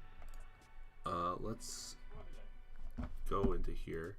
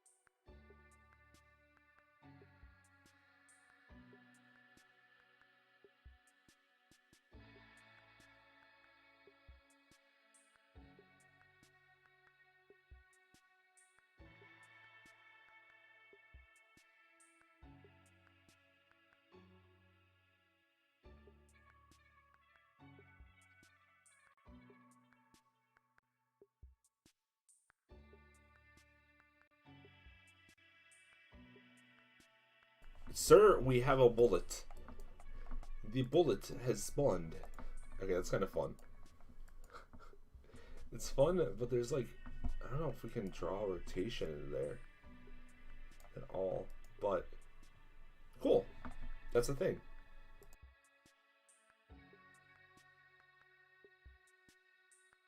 And you can see it despawned itself once I collide at the end there.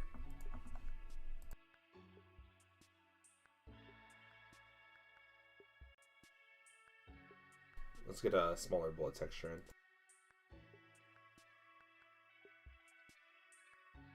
Or better yet, let's get this to a bigger size.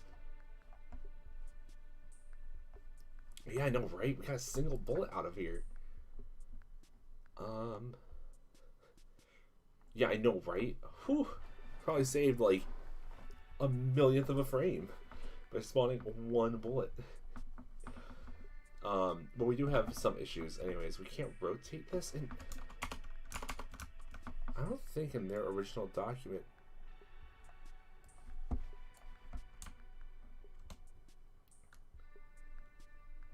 Okay, so they're like spawning like bullet hell feathers. But it doesn't seem like, yeah, they don't change rotation. So I don't know if we're gonna have to just add like some rotation sprites in or what.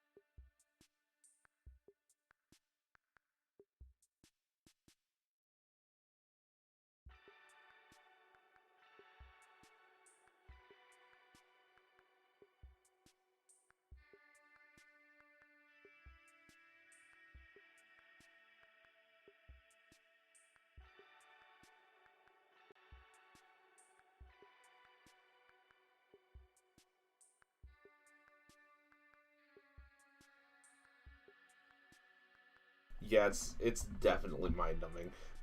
That is for sure, Delio. We're gonna go ahead and see if we can. Where is my spawning function? This should, in theory, rotate it. Hey, okay, so that rotated it. And then we'll go ahead and we're gonna make this bounding box like way bigger. And then we're just gonna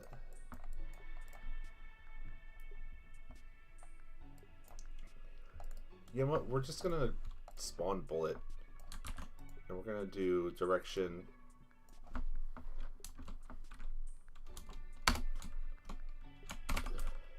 52 dot from angle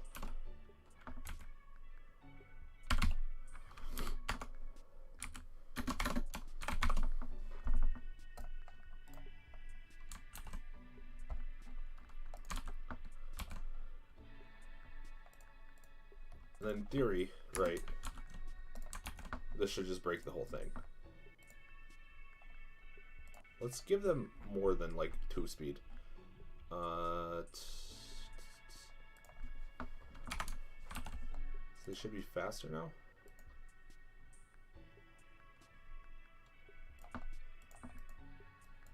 Look at all them chickens. There's a lot of chickens. Now, I'm wondering if scale messes with them drawing.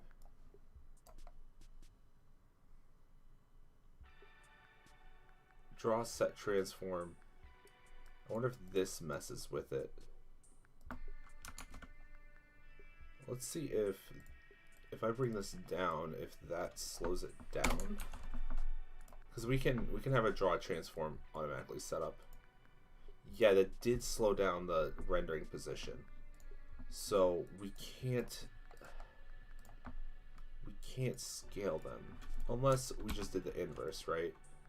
So that would just be bolt position times 5, right? So that'd be like the inverse positioning. That looks a little more appropriate.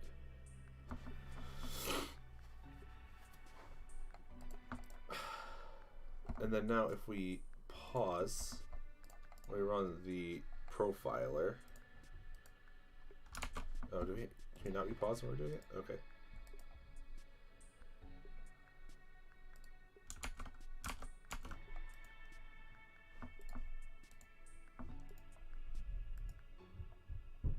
I don't know if this is good or not. We are spawning on every physics frame, so it's probably not ideal. Oh, you know what? VSync's on.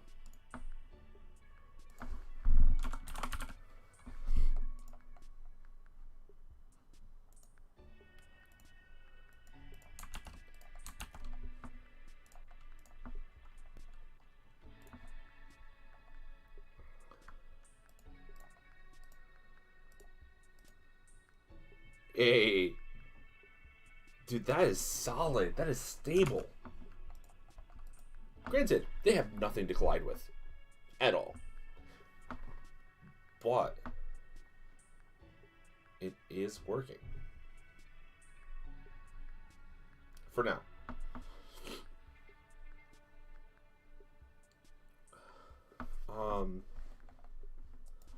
Why is our frame time going up randomly? Is it because of the draw calls?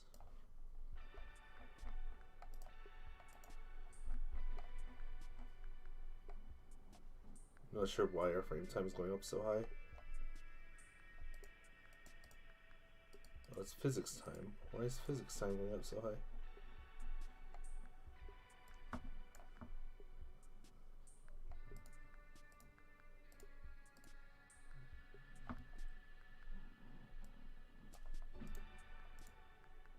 Yeah, the Area 2D doesn't have any colliders in it.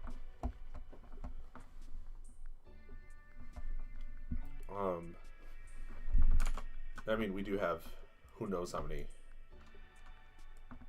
things right now on the screen.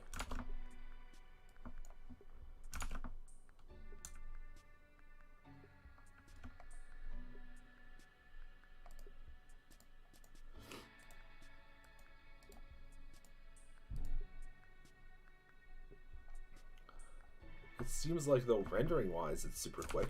I mean, granted, we're running all of these. And we are just doing this all in one frame, right?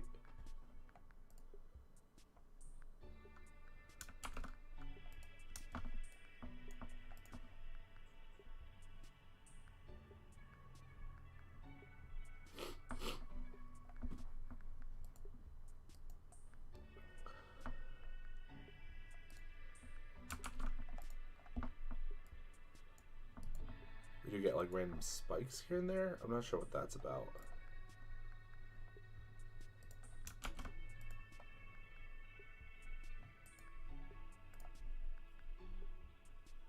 Oh, wait a minute. Oh, wait. Okay, I guess we're not outputting that.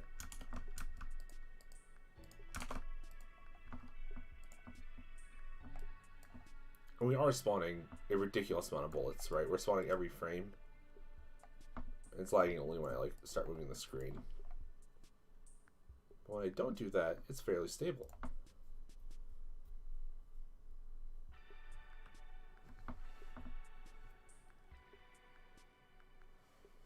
And definitely we can do without this scaling. The transform, okay, that's not that big of a deal, right? We can we'll definitely have to look into how we're going to set those values in the bullet. I'm thinking if we just, I don't know what's going to be faster. Probably we just manually set the direction and the angle. And then we have like the bullets have their own like custom physics process if we want. I'm guessing, right? Because we're not lagging at all unless I'm like doing something dumb, like moving the entire thing. Or I bet you if I rescale. Yeah, it's not that big of a fan. Why if I put on 2 screens? How much does this break? Oh, it's not bad. Wow. Okay, I set this area to... Yeah, I did set it to 4,000 pixels wide, so you can imagine there's a lot of these boys running around.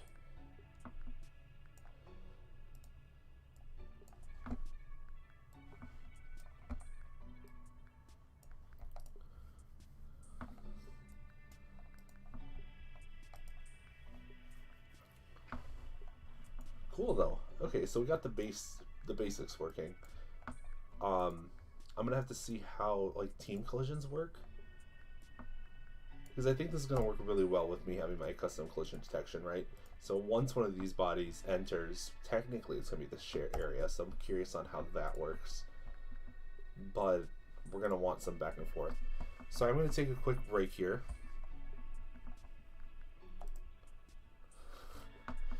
Definitely gonna change the text here to just be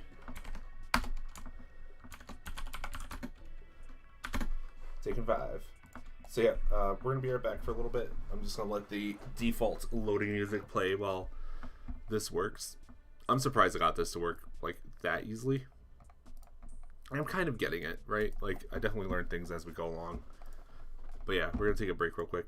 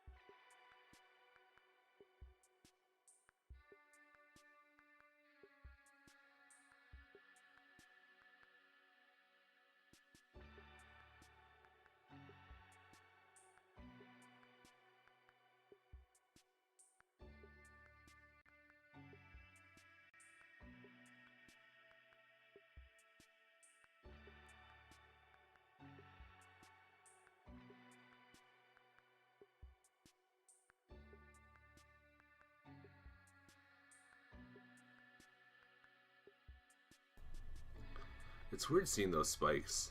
I gotta figure out what's going on with that.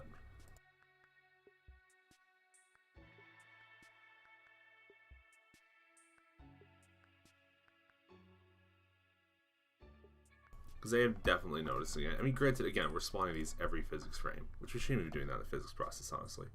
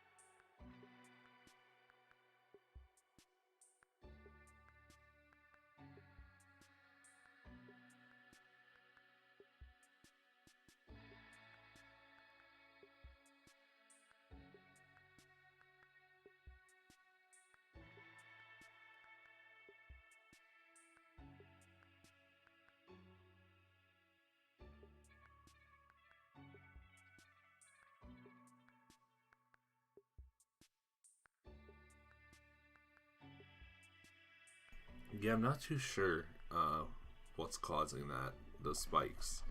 Right, because normally our physics time is like nothing. And then it just spikes up randomly. And I'm wondering if we break apart this physics process. Oh, see, it's only taking 2.3 seconds.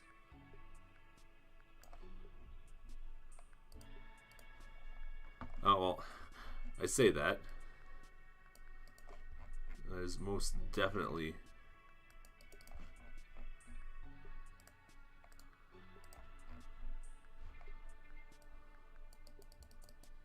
there. How did this disappear? Why are you gone? Okay, there we go.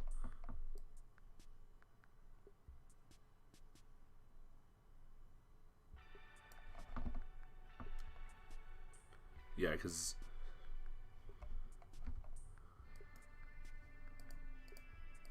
you're taking 2.7 milliseconds to do a call. I'm wondering if... Granted, we're spawning a ridiculous amount of bullets, right? But I'm wondering if it might be that. Let's bring up the bullet speed up like a ridiculous amount, right? And then that means that they'll be around a little less.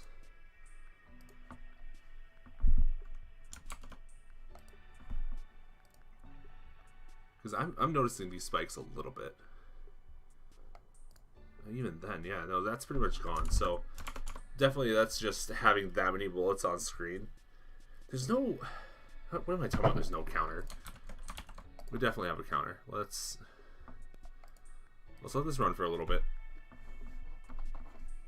And we'll see if... Let's see how many entities we're managing, right? Why is that? What? What is going on?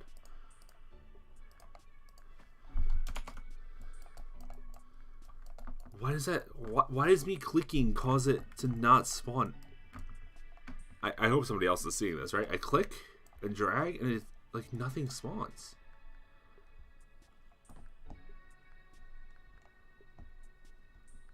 Is it because the frame rate goes down? I think it's because the frame rate goes down. That's funny. That's funny. I mean, obviously, you know, you wouldn't be doing this anyways. But, alright, let's pause. And let's just call that there. We'll resume. It'll break. How many bullets do we have? Really? We're only running 894? Really?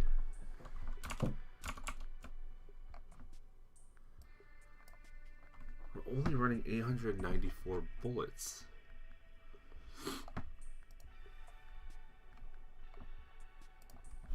Alright, let's bring the max lifetime up. Take away the breakpoint. Let's see if that number goes up.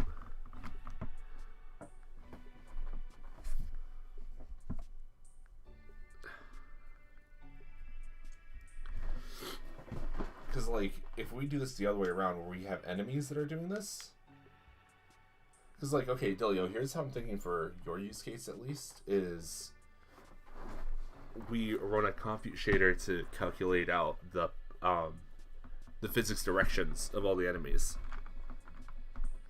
But their positions and everything would be managed effectively the same. You're running like 7 FPS. Yeah, it's super weird.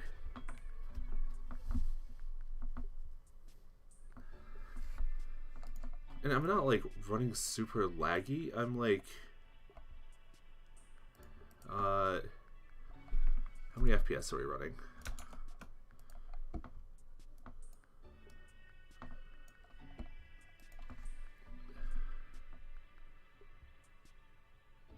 Okay, we're running at about like 600. We had that spike when we were just trying to scale it. I'm gonna pull this over to the other monitor while I do some investigation.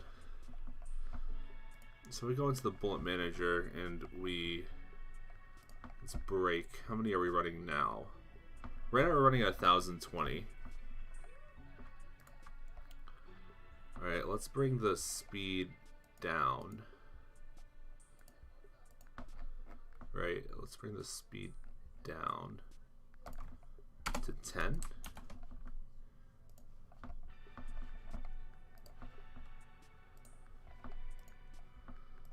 Huh, neat. The old references are keeping their old speeds, so it can be modified separately, right? But now we got a bunch of them popping up.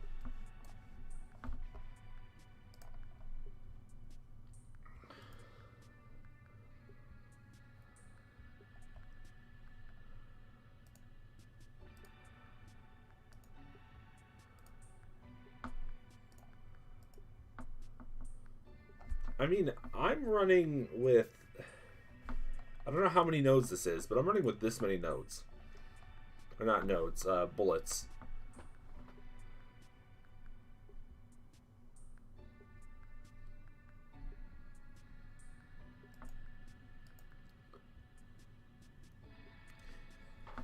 Yeah, I mean, without the hybrid, look how many we have though on screen. And now our performance is starting to tank below 200 FPS. This is currently running at...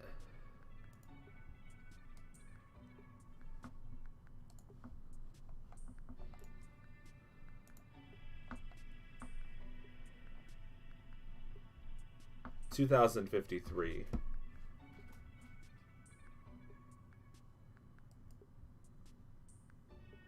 Oh, true.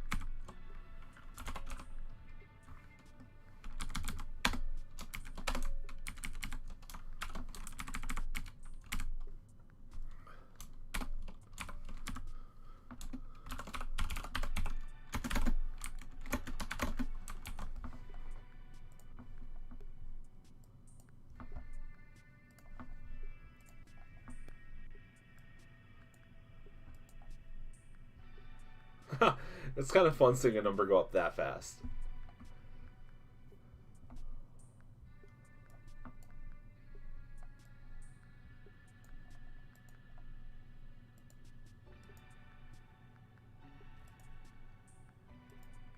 And really, at the end of the day, we're just decoupling the nodes, right? Because the nodes really, I mean, they're nice to aggregate everything together, but this like completely separates it. I mean, right now, like this would be 1800 nodes.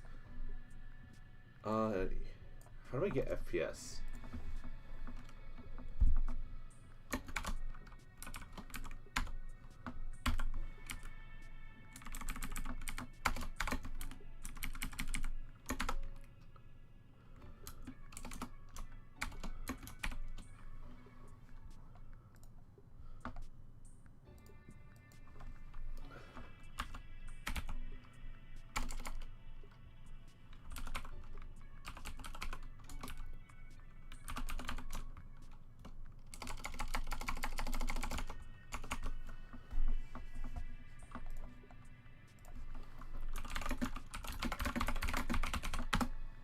Thank you, Delio.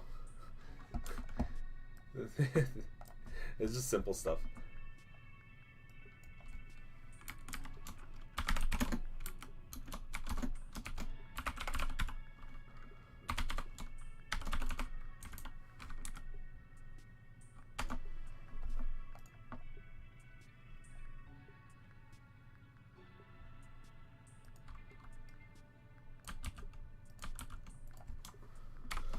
I know I could do the binding stuff, but I can't be bothered.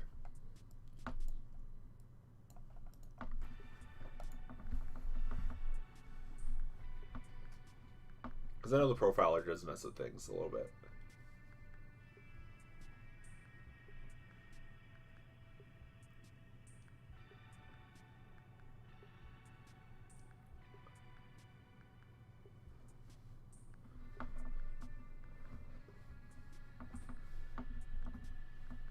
I mean, I don't have a comparison to what it would be like to just literally put all of these in the actual space.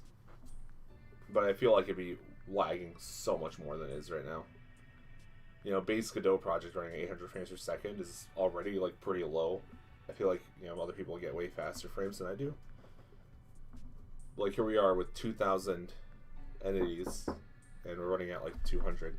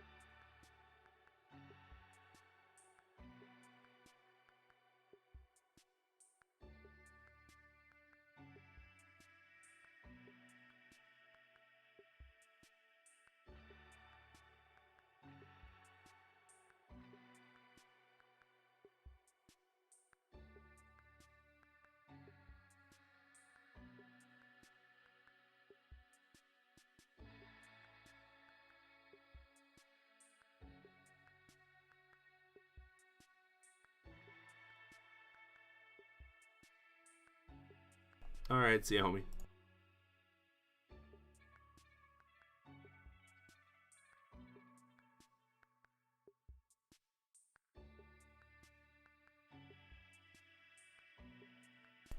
And Delia, are you running it in your project, or did you run a test project for it? Because here I am running a test project with 2,400 bullets, and or 2,300, and running about 60 still. I mean, it's not ideal, but I feel like 2,500 is a little excessive for anything. But I mean, even still, it's still like occasionally hits 90. So I'm not sure what exactly is going on with that.